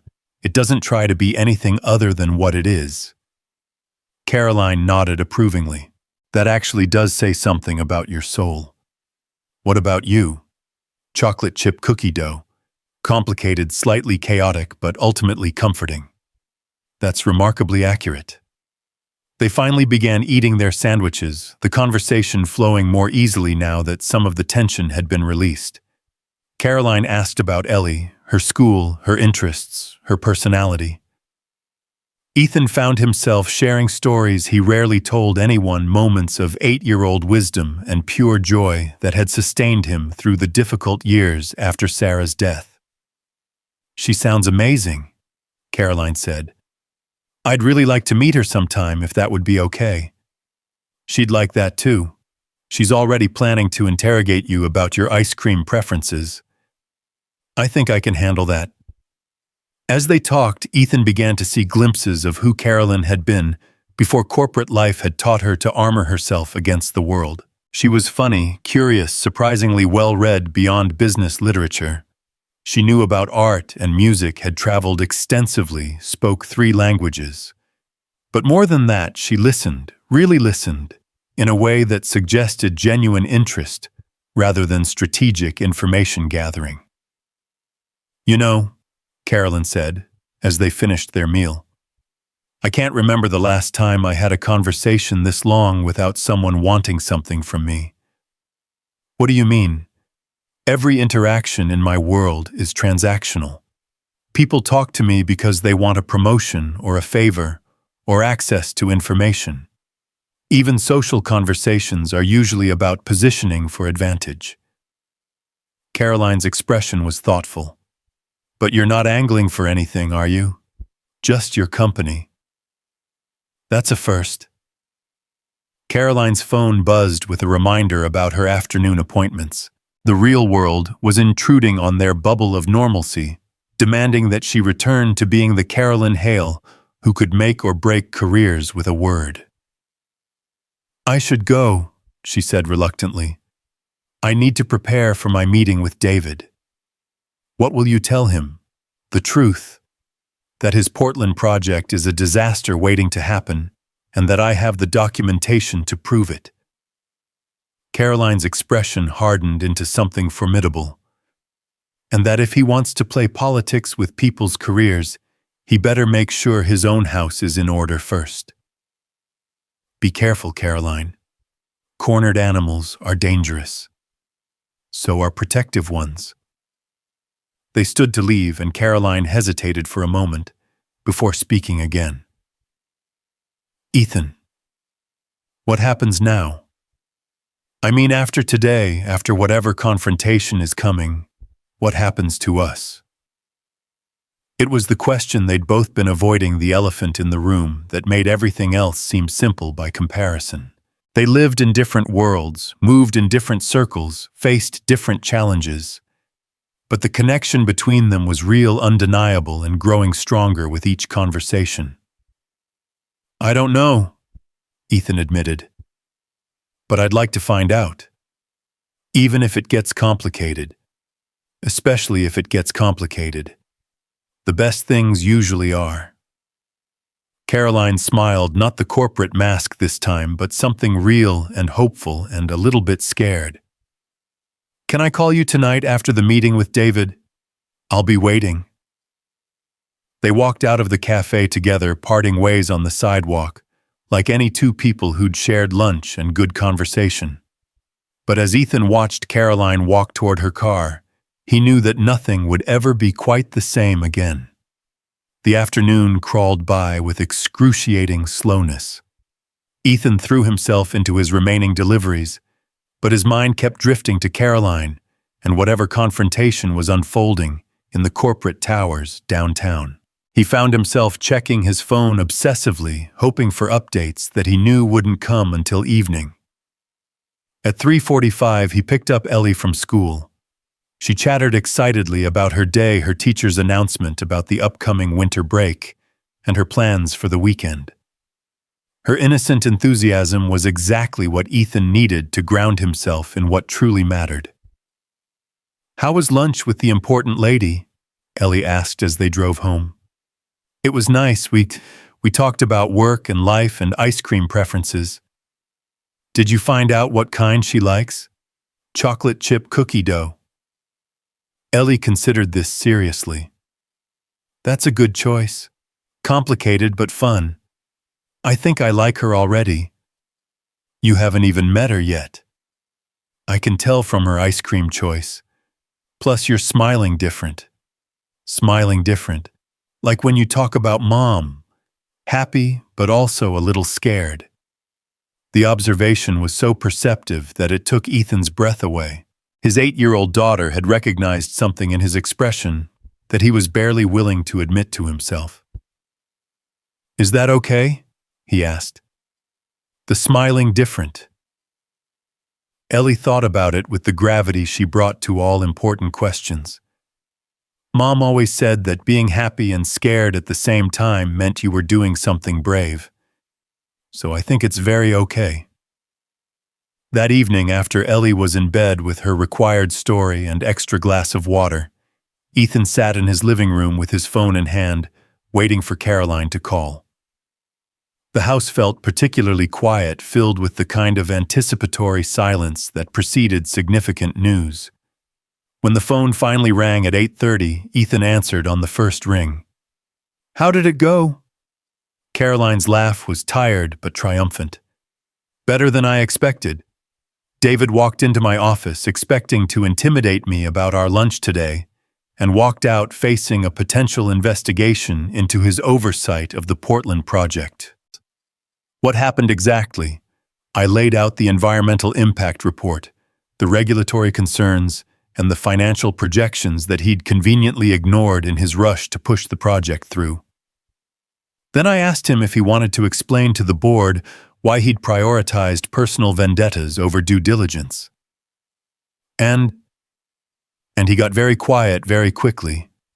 Turns out that when you attack someone's professional competence instead of their personal choices, the dynamics shift considerably. Ethan could hear the satisfaction in Caroline's voice, but also something else: exhaustion, relief, and perhaps a hint of sadness. "How do you feel?" "Victorious, vindicated, and a little bit empty, if I'm being honest." "Empty." Caroline was quiet for a moment. "I won, Ethan. I proved I was right, demonstrated David's poor judgment, and probably saved the company from a major mistake. But sitting in my office afterward, I realized that winning corporate battles doesn't feel as satisfying as it used to." "What does feel satisfying?" Lunch today. Talking to you about real things. Laughing about ice cream preferences. Caroline's voice grew softer. Feeling like a human being instead of a corporate function. That's progress, isn't it? It's terrifying progress. Do you know what I did after David left my office? What? I called my assistant and asked her to clear my schedule tomorrow afternoon. Then I called the animal shelter where I got Mr. Whiskers and asked if they needed any volunteers. The admission was so unexpected that Ethan found himself grinning. Caroline Hale, corporate executive and cat rescue volunteer. It's a start, right, toward finding out who I am when I'm not trying to win anything. It's a beautiful start. They talked for another hour, the conversation ranging from serious topics to silly observations, from shared memories to future possibilities. It felt natural, comfortable, like they'd been having these kinds of conversations for years instead of days. Ethan, Carolyn said, as they were winding down, I have something to ask you, and I want you to know that it's okay to say no. Okay. There's a company holiday event next weekend. Nothing as formal as the annual party, just a casual gathering for employees and their families. Would you and Ellie like to come as my guests? The invitation was loaded with implications. Attending together would be a public declaration of their friendship, a statement that they were choosing connection over corporate convention. Are you sure you want to make that kind of statement? I'm sure I want to spend time with you and meet your daughter. The corporate implications can sort themselves out. Ethan thought about Ellie's excitement at meeting the important lady, about the courage it took for Caroline to extend this invitation, about the simple human desire to share good moments with people who mattered. We'd love to come. Really? Really? But I should warn you, Ellie will probably have a lot of questions about your job, your house, and whether you've ever met any famous people. I can handle 8-year-old interrogation. I'm more worried about whether I'll remember how to interact with actual children. Just be yourself. Kids are excellent at detecting authenticity. That's what I'm afraid of. After they hung up, Ethan sat in his quiet living room processing the enormity of what was happening in his life. In the span of less than a week, he'd gone from being an invisible cog in the corporate machine to being personally connected to one of the most powerful people in the company. More than that, he was developing feelings for Caroline that went far beyond professional respect or casual friendship. The smart thing would be to proceed carefully, to maintain appropriate boundaries, to protect himself and Ellie from potential heartbreak. But as he thought about Caroline's laugh, her vulnerability, her courage in choosing authenticity over strategy, Ethan realized that the smart thing wasn't always the right thing. Sometimes the right thing required a leap of faith into unknown territory. Sometimes it meant trusting that two people from different worlds could find common ground in the simple desire to be genuinely known and accepted. As he turned off the lights and headed to bed, Ethan found himself looking forward to the weekend with an anticipation he hadn't felt in years. Whatever challenges lay ahead, whatever complications arose from their unconventional connection, he was ready to face them alongside Caroline. The foundation of something beautiful was being built one honest conversation at a time. The week following Caroline's confrontation with David Morrison passed in a strange atmosphere of suspended anticipation. Word had spread quickly through Davidson Logistics' corporate grapevine that something significant had transpired between the VP of Northwest Operations and the CFO, though the details remained frustratingly vague for most employees. What was clear was that David had become notably subdued in meetings, while Caroline seemed to carry herself with a new kind of confidence, less brittle armor, more genuine authority. For Ethan, the days took on an almost surreal quality. His work assignments remained relegated to routes that kept him away from the main building, but now the isolation felt less like punishment and more like protection. Bill Henderson continued to assign him the safer runs without comment, but there was a subtle shift in his supervisor's demeanor, less worry, more watchful curiosity. "You're like a ghost story around here," Marcus commented on Thursday afternoon as they restocked their vehicles in the motor pool. "Half the drivers think you've been fired, the other half think you're secretly married to Caroline Hale." "Neither is true," Ethan replied, checking his delivery manifest for the next day. "But something's true, right? You've got that look." "What look?" "Like you're living in a different movie than the rest of us. More interesting, more complicated." Marcus grinned. "And before you deny it, Sofia Rodriguez told my Maria that you're taking both your girls to the company holiday thing this weekend." The efficiency of the neighborhood intelligence network continued to astound Ethan. Sometimes he wondered if there was a secret newsletter distributed among the local parents, complete with updates on every significant development in their children's social circles. "Caroline invited us," Ethan confirmed. "It seemed like a nice opportunity for Ellie to see a different side of where I work." "Uh-huh. And for you to see a different side of the Ice Queen." Before Ethan could respond, his personal phone buzzed with a text from Caroline. "Quick question. Does Ellie have any food allergies? The caterers need final numbers and preferences." The thoughtfulness of the inquiry touched him more than it probably should have. In Caroline's world, events were meticulously planned affairs, where every detail was managed by assistants and coordinators. That she was personally ensuring Ellie's dietary needs would be accommodated spoke to a level of care that went beyond mere politeness. "No allergies," he texted back. "But she's 8, so pizza and cookies are always safe choices." "Noted. Looking forward to Saturday." "Us too." Marcus, who had been shamelessly reading over Ethan's shoulder, whistled low. Definitely a different movie. Saturday dawned gray and drizzly, typical Seattle December weather that seemed designed to test the commitment of anyone planning outdoor activities. The company holiday event was being held at the Woodland Park Rose Gardens Community Center, a venue that managed to feel both elegant and family-friendly.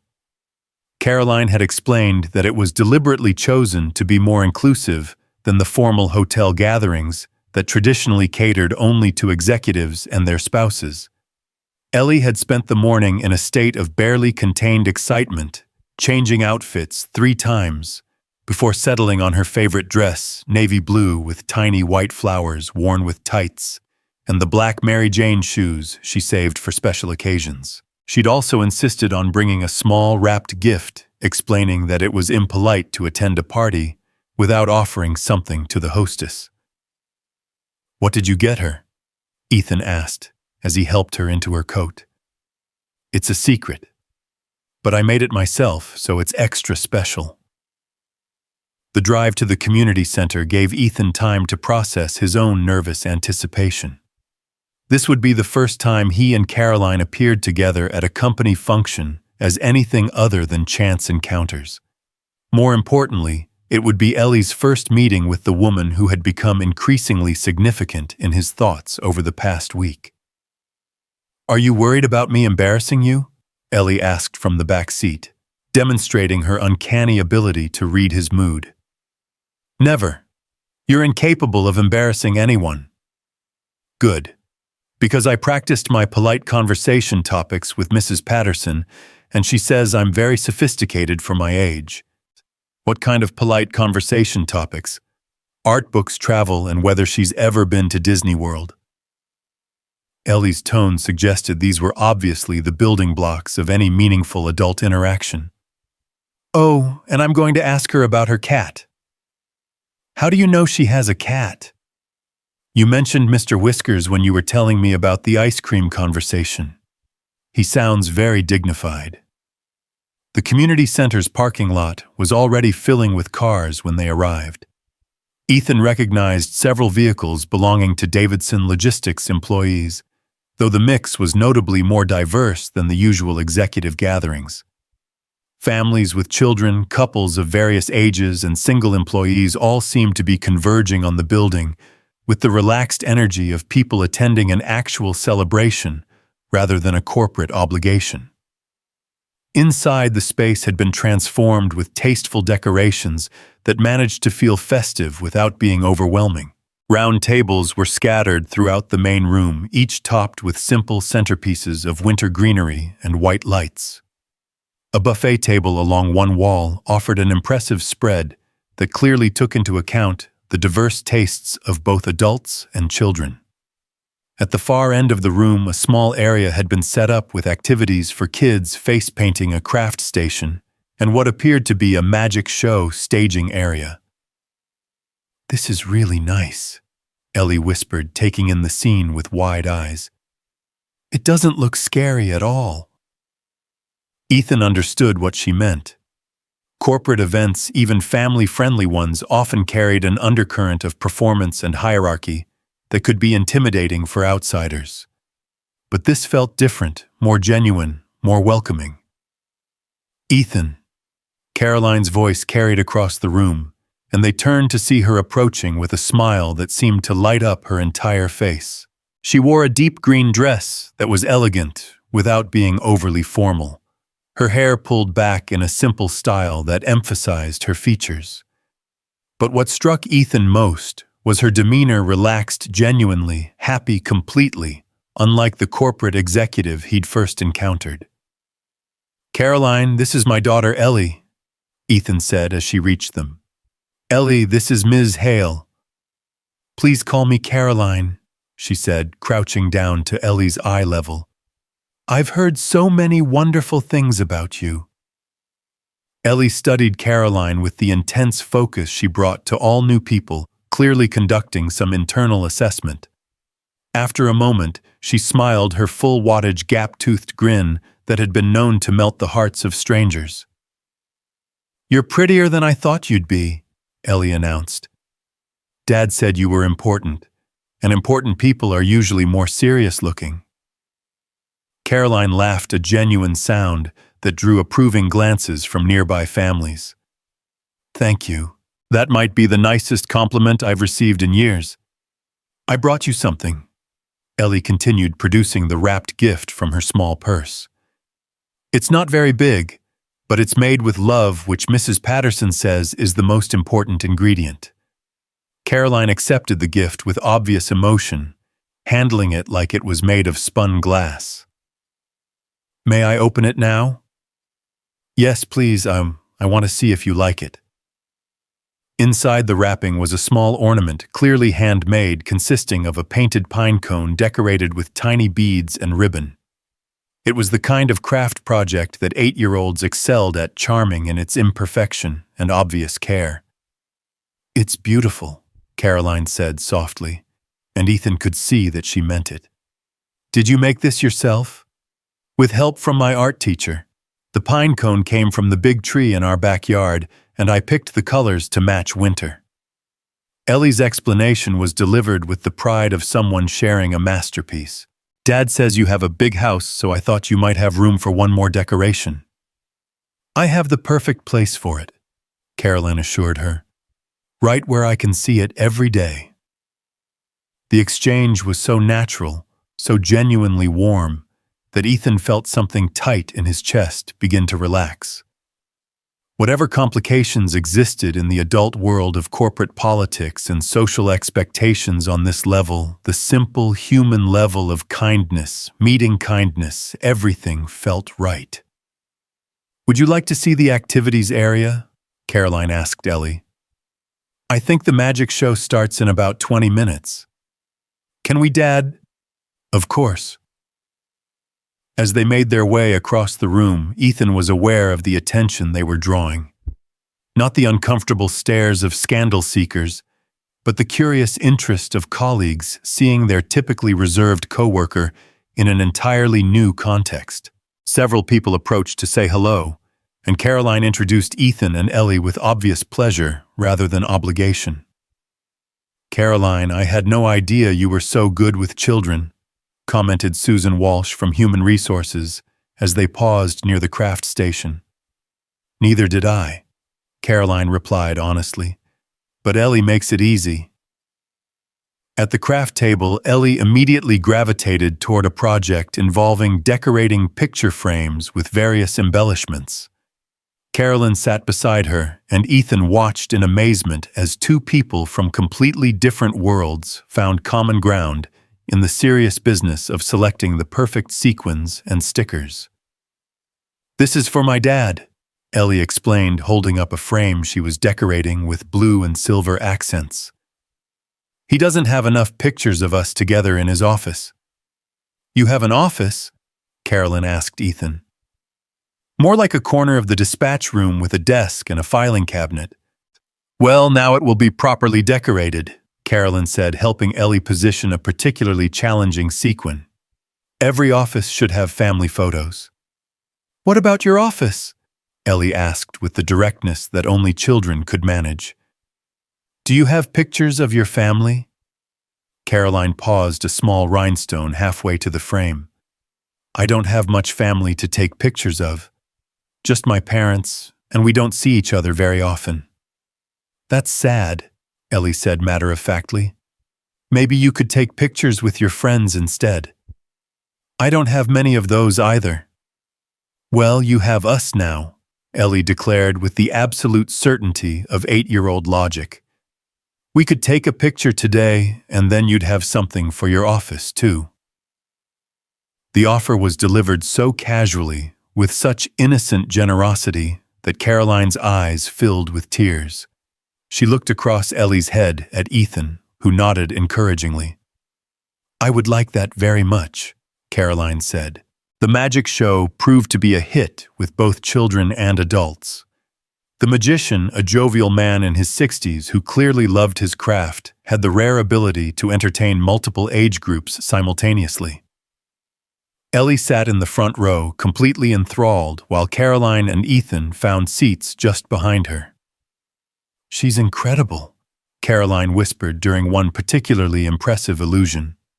"So confident, so sure of herself." "She gets that from her mother," Ethan replied. "Sarah never met a stranger or a situation she couldn't handle with grace." "Tell me about her, about Sarah." It was a request that might have felt intrusive from someone else, but from Caroline, it felt like genuine interest in understanding the people who mattered to him. "She was a kindergarten teacher," Ethan said quietly, his voice carrying the warmth it always held when he spoke of his late wife. "One of those people who could make anyone feel special just by paying attention to them.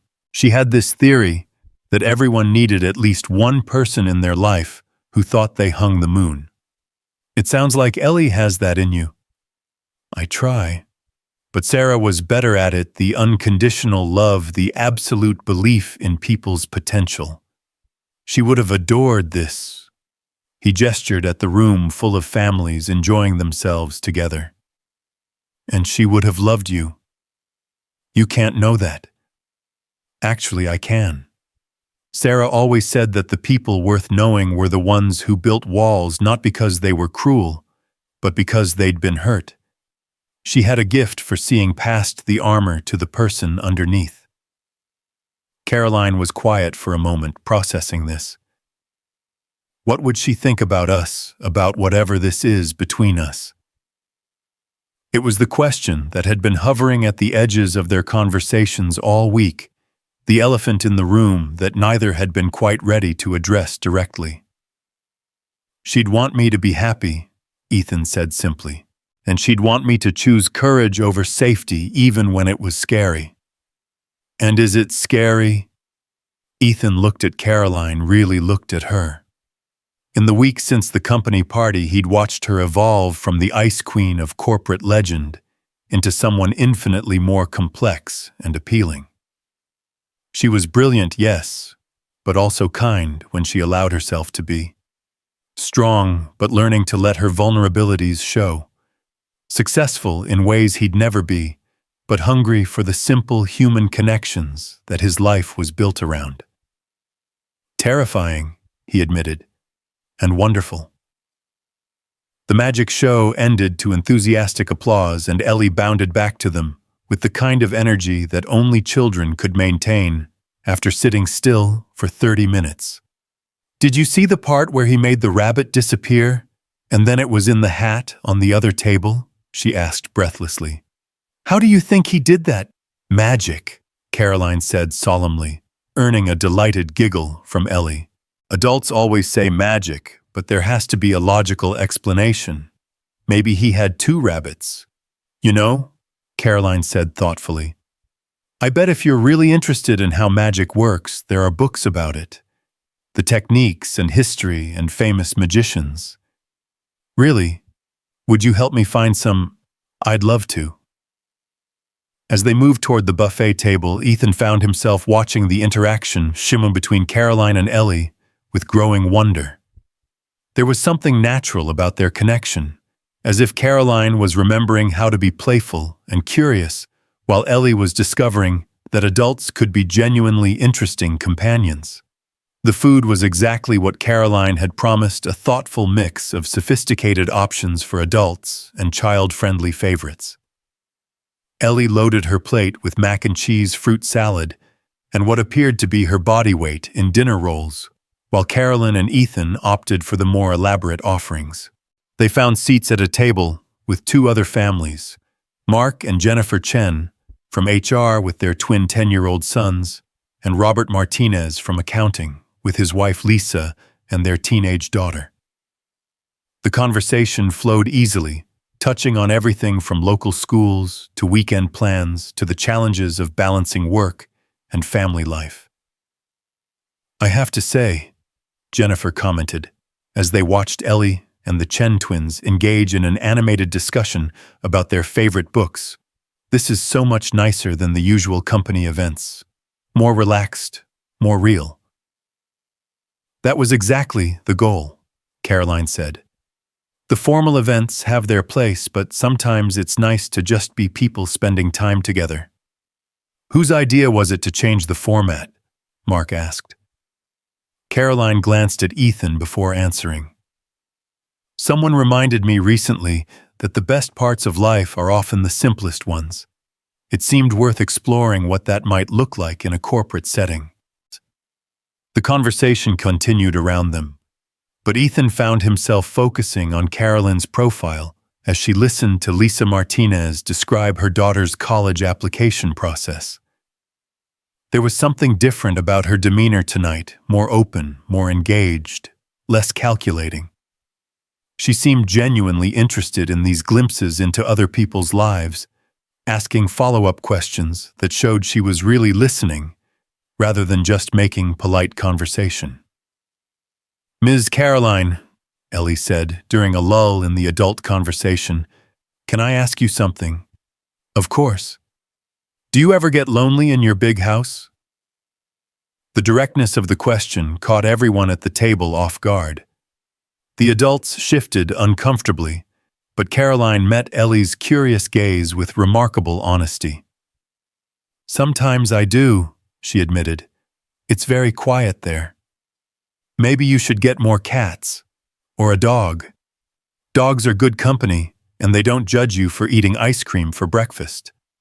Caroline's laughter was joined by appreciative chuckles from the other adults.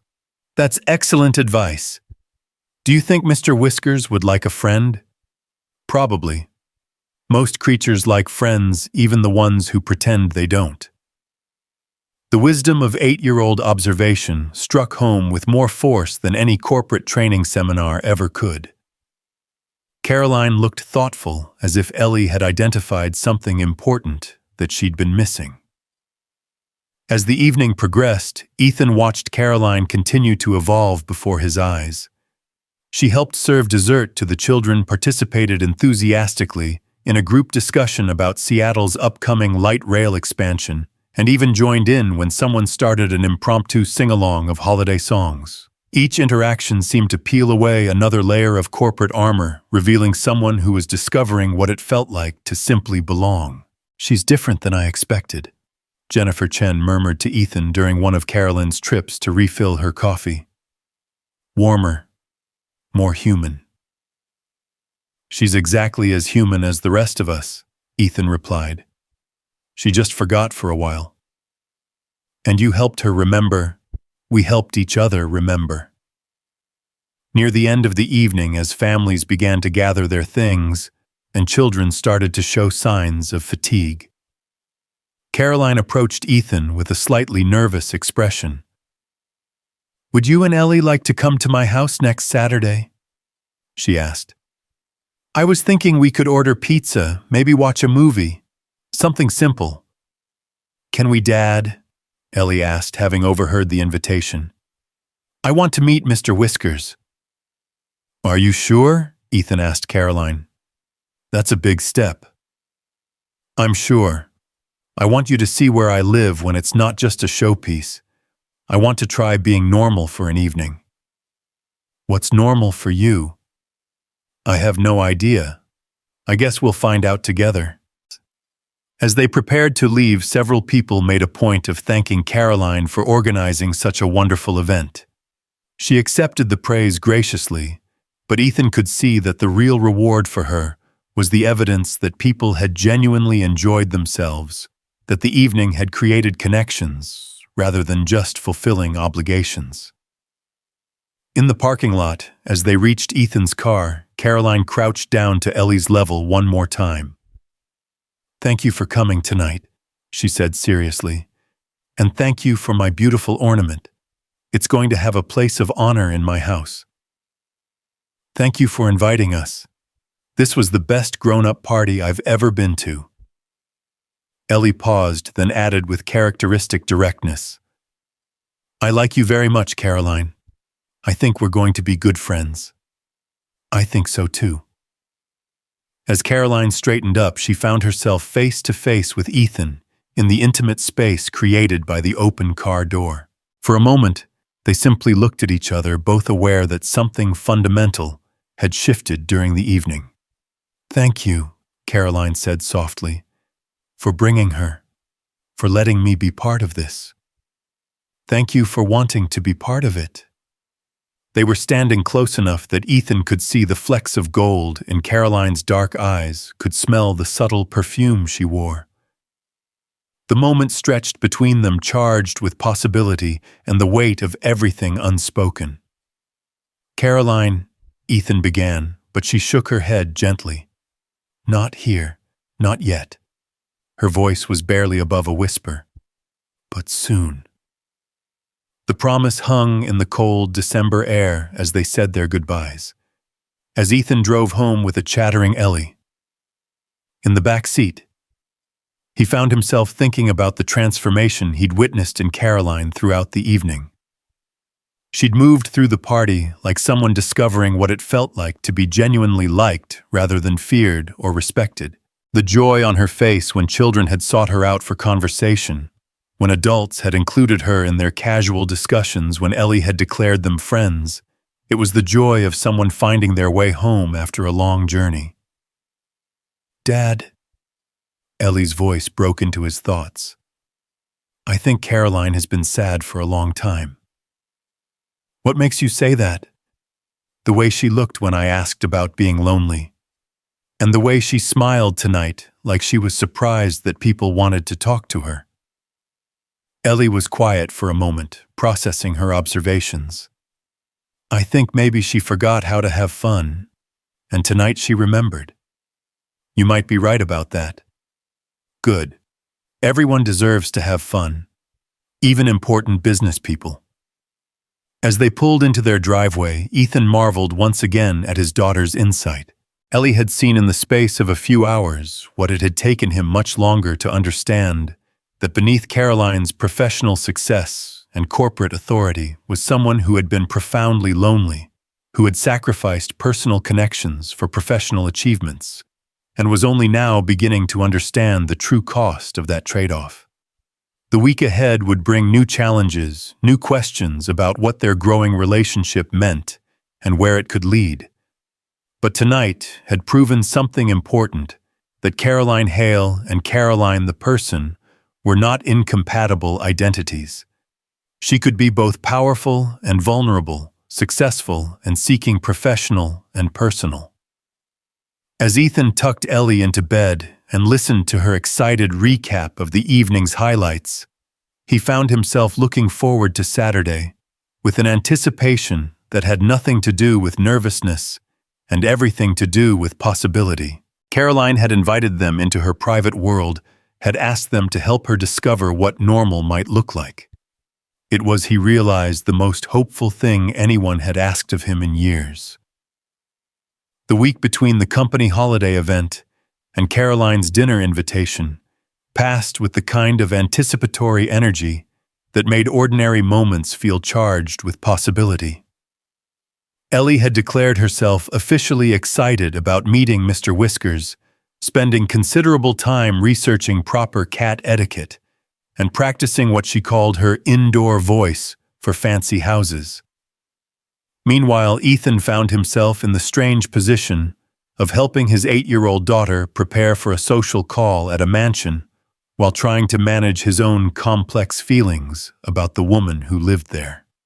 "Should I wear my church dress or my birthday dress?" Ellie asked on Friday evening, holding up both options for his inspection. "Whichever makes you feel most comfortable," Ethan replied, though privately he was touched by her desire to make a good impression. "The birthday dress is prettier, but the church dress has pockets." Ellie considered this dilemma with the gravity of someone making a life-altering decision. "Pockets are very practical for carrying cat treats." "You're bringing cat treats?" "Of course. It's polite to bring gifts for all the residents of a house, even the furry ones." Ellie's logic was unassailable. "Mrs. Patterson helped me pick out salmon-flavored ones because she says orange cats are usually sophisticated." The next evening, as they drove through the winding roads that led to Caroline's neighborhood, Ethan found himself seeing the landscape through different eyes. What had seemed intimidating 2 weeks ago now felt like the approach to a friend's home.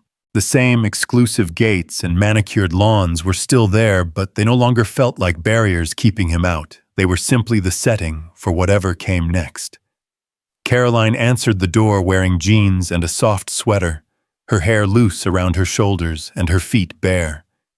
The casual attire transformed her completely, making her seem younger and infinitely more approachable than the corporate executive who commanded boardrooms with surgical precision. "You made it," she said, her smile bright with genuine pleasure. Come in, come in. Mr. Whiskers has been preparing for company all day." The interior of Caroline's house looked different in the evening light, warmer and less museum-like than Ethan had expected. She'd clearly made an effort to make the space feel welcoming. Lamps cast pools of golden light throughout the main living area, candles flickered on various surfaces, and what sounded like jazz music played softly in the background. "Wow!" Ellie breathed, taking in the soaring ceilings and wall of windows that offered a spectacular view of Lake Washington.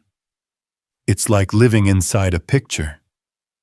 "Sometimes it feels that way to me too," Caroline admitted, "though it's much nicer with people in it."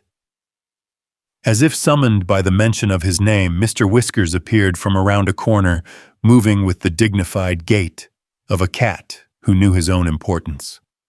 He was indeed orange with white markings on his chest, and one distinctively damaged eye that somehow made him look wise rather than wounded. "Oh," Ellie said softly, immediately dropping to her knees. "You're beautiful." Mr. Whiskers paused, studying this small human with the kind of careful assessment cats brought to all potential relationships.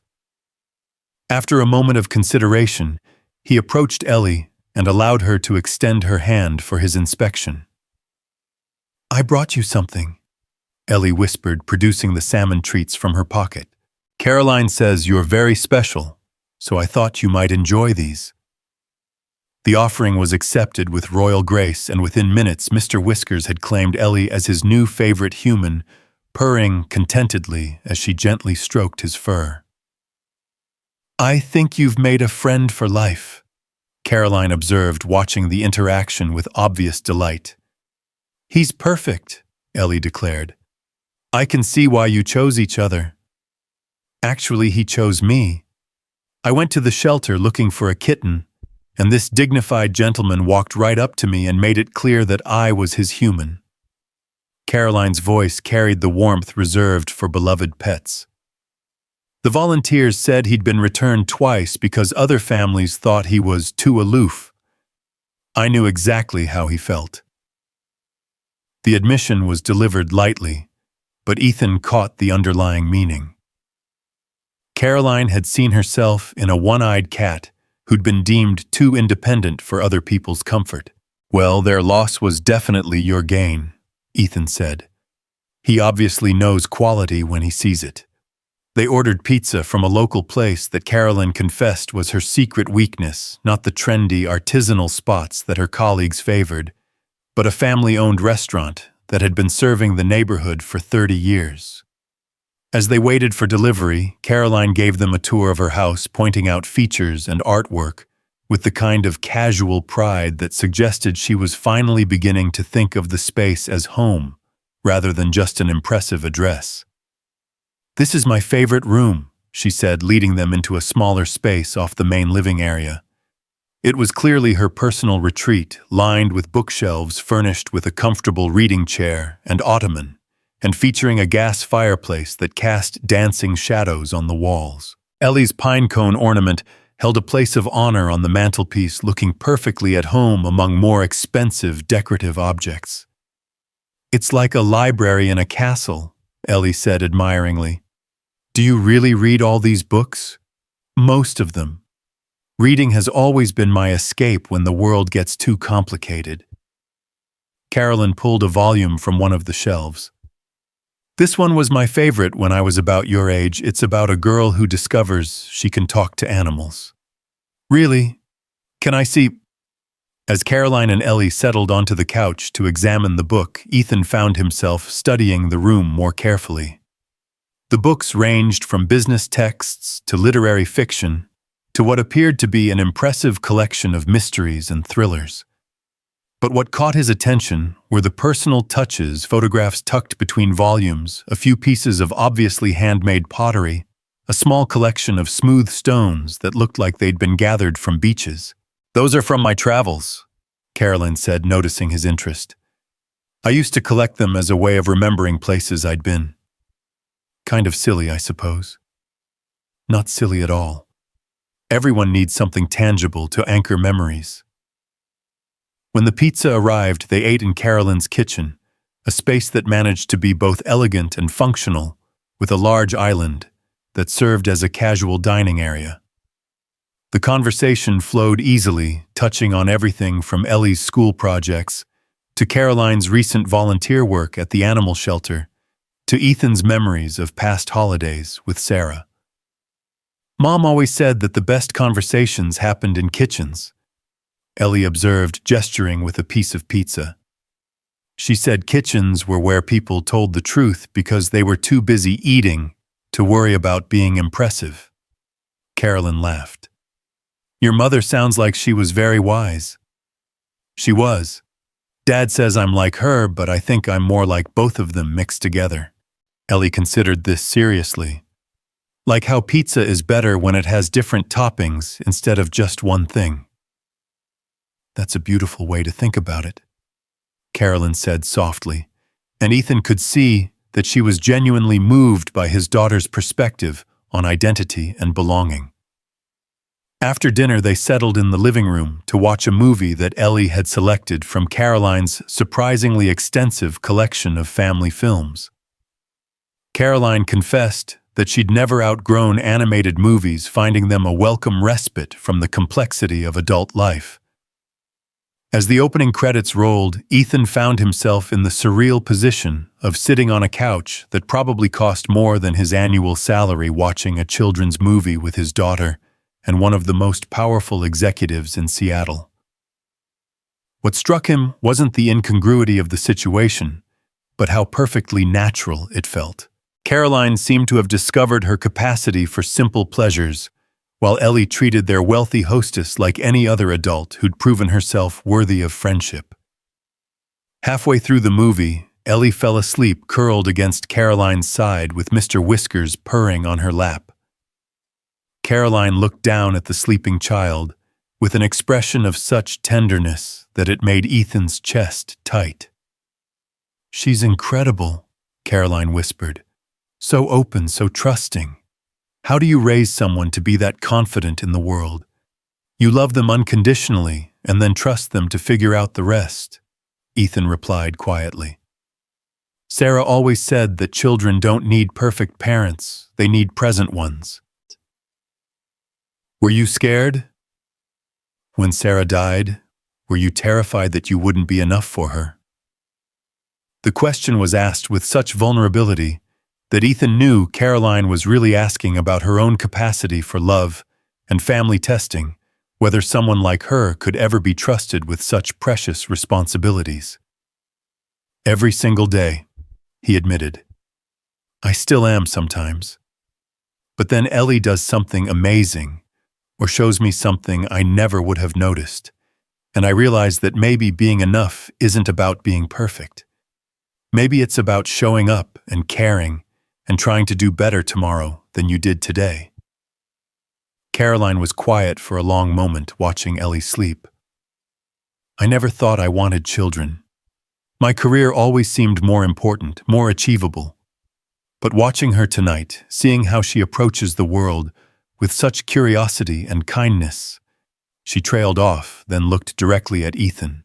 "Do you think it's possible for someone to change so fundamentally, to want completely different things than they thought they wanted?" "I think people are more capable of growth than they give themselves credit for," Ethan said carefully. "The question is usually whether they're brave enough to let themselves want something different. And if they are brave enough, then amazing things become possible." As if sensing the weight of their conversation, Caroline shifted slightly, causing Ellie to stir and wake up. The 8-year-old looked around with the confusion of someone trying to remember where they were, then smiled sleepily at Caroline. "Did I miss the ending?" "Just a little bit. Want me to rewind it?" "That's okay. I've seen it before." Ellie stretched, careful not to disturb Mr. Whiskers. "This was the best Saturday ever. Thank you for inviting us to your home." "Thank you for making it feel like a home." As they prepared to leave, Carolyn walked them to the door with obvious reluctance. The evening had clearly meant as much to her as it had to them, and none of them seemed eager for it to end. "Caroline," Ellie said, as she put on her coat, "would you like to come to our house sometime? It's much smaller, but we have really good cookies, and Dad makes excellent hot chocolate." "I would love that more than anything. Next Saturday." Caroline looked at Ethan, who nodded encouragingly. "Next Saturday sounds perfect." In the car driving home, Ellie chattered excitedly about Mr. Whiskers' Caroline's book collection and the beautiful view from the living room windows. But as they turned onto their own street, she grew thoughtful. "Dad, I think Caroline is lonely in a different way than we've been lonely." "What do you mean?" "We were lonely because Mom died, and that made us sad.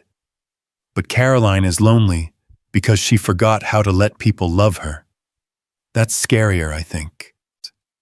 Once again, Ethan was struck by his daughter's emotional intelligence.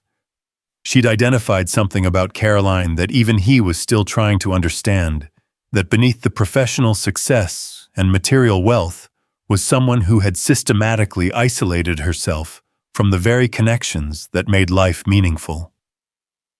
"You're very perceptive, sweetheart. Do you think we can help her remember?" "I think we already are." The following week brought unexpected developments at Davidson Logistics. David Morrison, facing mounting pressure from the board about the Portland project debacle, announced his resignation effective immediately. The news sent shockwaves through the company, not least because it represented a significant victory for Caroline's judgment and leadership.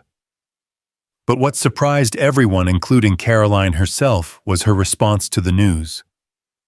"I should feel vindicated," she told Ethan during their lunch at Luna's Cafe, which had become a weekly tradition. "I was right about Portland. David was wrong, and now everyone knows it. But instead of feeling triumphant, I mostly feel empty. Empty how? Like winning that particular battle doesn't matter as much as I thought it would. The political maneuvering, the corporate power plays, it all seems so small now. Carolyn stirred her coffee absently. Do you know what I thought about when HR called to tell me about David's resignation? What? Whether Ellie would be interested in helping me plant a garden next spring. Apparently, my priorities have shifted more dramatically than I realized. The admission was delivered with a mixture of wonder and uncertainty, as if Caroline was still processing the magnitude of her own transformation. And how does that feel? Terrifying and liberating in equal measure. It's like discovering that everything I thought I wanted was actually a placeholder for things I was too afraid to want. What are you afraid to want now? Carolyn looked at him across the small table, her expression vulnerable and hopeful and scared. A life that's about more than work. A family that's chosen rather than inherited. Someone to come home to who cares more about how my day was than how much I accomplished. The words hung between them, heavy with implication and possibility. They'd been circling around their feelings for weeks, building a friendship that had deepened into something more significant, but never quite named. Caroline, Ethan said softly, what are you really asking me? I'm asking if you think someone like me could learn to be someone like you. Someone who puts relationships before achievements, who values presence over productivity. Her voice dropped to barely above a whisper. I'm asking if you think you could teach me how to build a life that's worth living, rather than just worth envying. The vulnerability in her question made Ethan's heart race. This wasn't just about romance, though. That undercurrent was certainly present.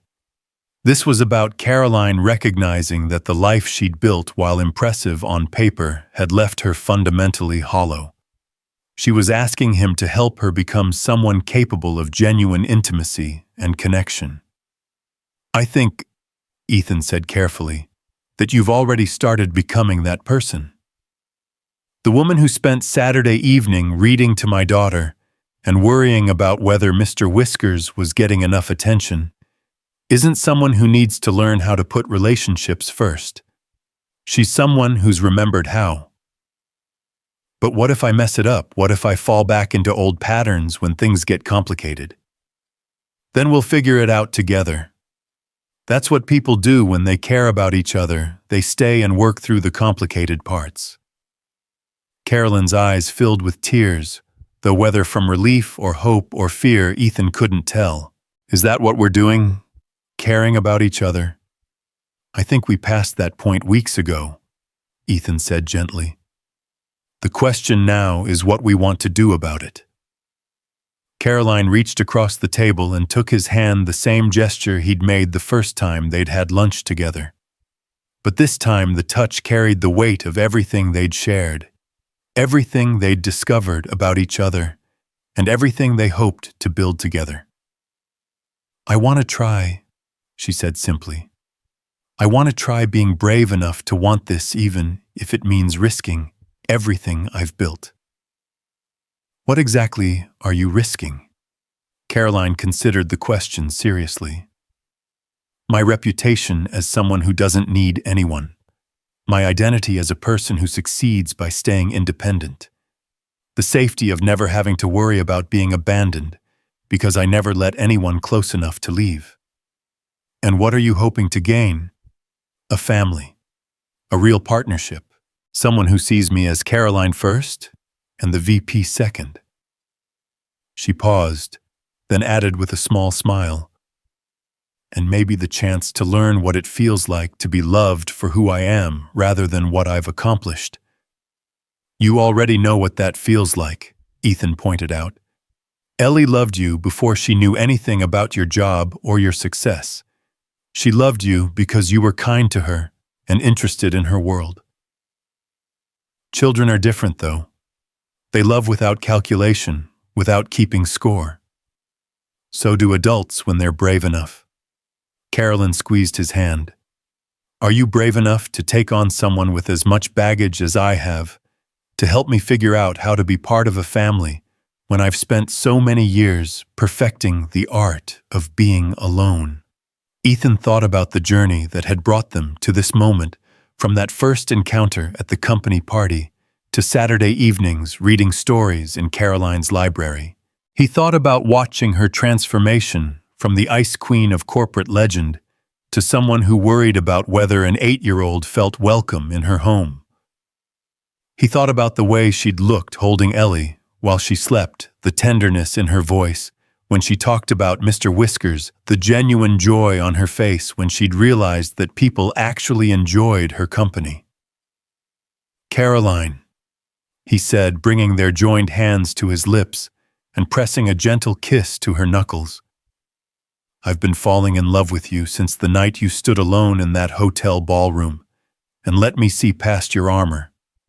Everything since then has just been me catching up to what my heart already knew.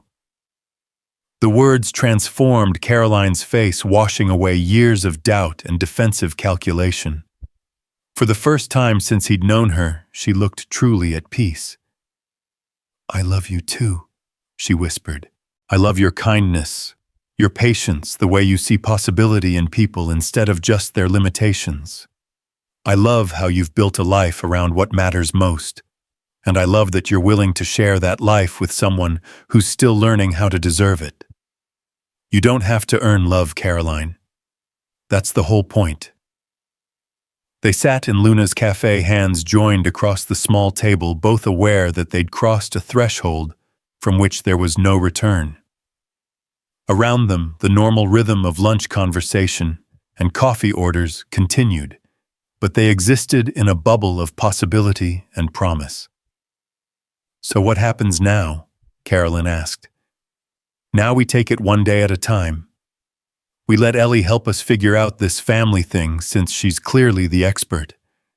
We probably scandalize a few more corporate events. Ethan grinned.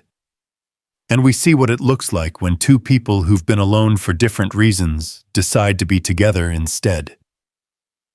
I like that plan. Good, because I have a feeling it's going to be quite an adventure. 6 months later, on a warm Saturday afternoon in June, Caroline's backyard looked nothing like the sterile showcase it had been when Ethan first visited. The perfectly manicured lawn now featured a vegetable garden that Ellie had designed with the ambitious goal of growing everything that makes good pizza toppings. Raised beds overflowed with tomatoes, basil, and what appeared to be an ambitious pepper project. A swing set occupied one corner of the yard, while a hammock strung between two trees provided the perfect spot for afternoon reading. The transformation of the space mirrored the transformation of its owner. Caroline had taken a voluntary step back from some of her more demanding responsibilities at Davidson Logistics, accepting a senior advisory role that allowed her to use her expertise without sacrificing her personal life. The decision had shocked the corporate world, but Caroline found that she cared less about their opinions with each passing day. Dad, the tomatoes are getting huge, Ellie called from her position among the plants, where she was conducting her weekly inspection of their progress. Caroline, do you think they'll be ready for our pizza party next weekend? I think they'll be perfect, Caroline replied from her spot on the back porch, where she was grading student papers. She'd recently begun volunteering as a reading tutor at Ellie's school, discovering that she had both the patience and the passion for helping children discover the joy of books. Ethan looked up from the herb garden he was tending, marveling at the domestic contentment of the scene. 5 months ago, he and Ellie had officially moved into Carolyn's house, a decision that had been both practical and emotional. Ellie had pointed out that the house was big enough for everyone to have their own space, but cozy enough to feel like a real family. And neither adult had been able to argue with her logic. The integration hadn't been without its challenges. Caroline had needed to learn how to share her space and her time, while Ethan had struggled with the adjustment to a much wealthier lifestyle.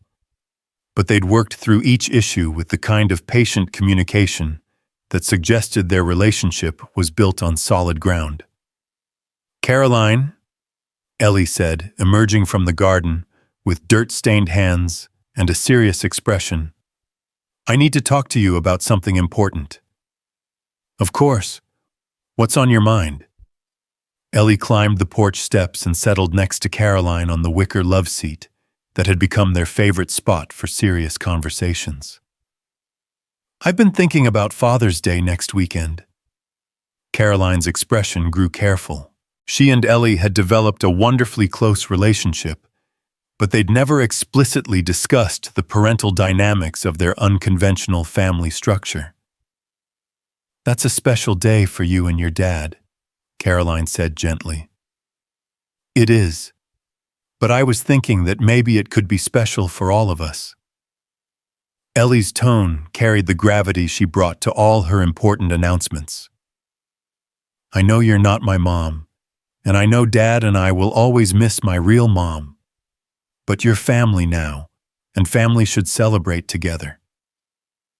Carolyn's eyes filled with tears, as they often did when confronted with Ellie's matter-of-fact wisdom. "What did you have in mind?" "Well, I was thinking we could have a celebration that's about all the different kinds of love in our family. Love for dads, love for people who choose to be part of your family, love for people who aren't here anymore but are still important." Ellie's explanation grew more animated as she warmed to her theme. "We could make a dinner with all of Dad's favorite foods, and we could tell stories about Mom, so she's part of it too, and we could give you a present, because you've been taking care of us just like a parent would." "Ellie," Caroline said softly, "you don't need to give me anything. Having you and your dad in my life is the greatest gift I could ever receive." "I know, but I want to. Because that's what families do, they celebrate each other." From his position in the herb garden, Ethan watched this exchange with a heart so full it felt like it might burst. When he'd driven Caroline home from that company party 6 months ago, he never could have imagined that it would lead to this moment, watching his daughter and the woman he loved planning a celebration that honored both their past and their future. "What do you think, Dad?" Ellie called to him. "Should we make Sunday a celebration of our whole family?" "I think," Ethan said, walking over to join them on the porch. "That sounds like the perfect way to spend Father's Day." That evening, after Ellie had gone to bed, and they'd settled into their nightly routine of reading together in Carolyn's study, Ethan found himself reflecting on the journey that had brought them to this point. "Do you ever regret it?" he asked Caroline, as she curled against his side on the love seat they'd added to the room. "Giving up the corner office lifestyle for domestic chaos?" Caroline looked around the study, which now showed clear evidence of their merged lives, Ellie's art projects mixed with Caroline's business awards, family photos, alongside professional accolades, children's books shelved next to academic texts. "You know what I regret," she said thoughtfully. "I regret all the years I spent believing that success meant being untouchable. I regret every moment I wasted thinking that vulnerability was weakness instead of strength." She turned to look at him directly. "But I don't regret a single day since I let you see past my armor. Even the difficult days, especially the difficult days. Those are the ones that prove we're building something real instead of something convenient."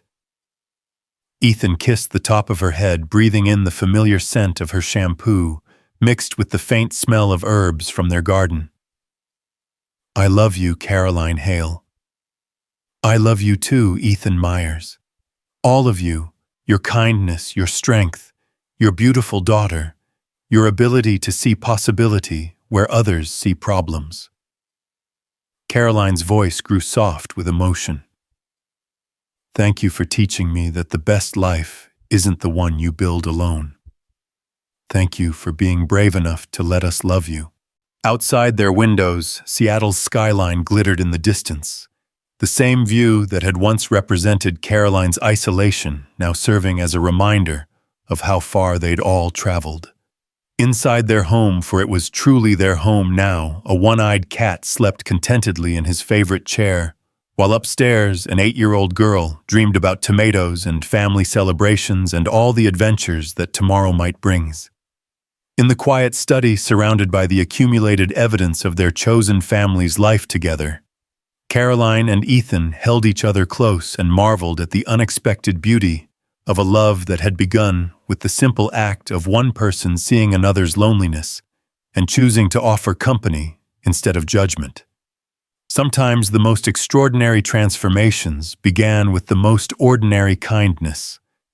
Sometimes the greatest love stories were the ones where two people discovered that they didn't have to be perfect to be perfectly right for each other. And sometimes, if you were very lucky and very brave, a chance encounter in a hotel parking lot could become the foundation for a lifetime of chosen, family-shared dreams and the quiet miracle of being genuinely known and unconditionally loved.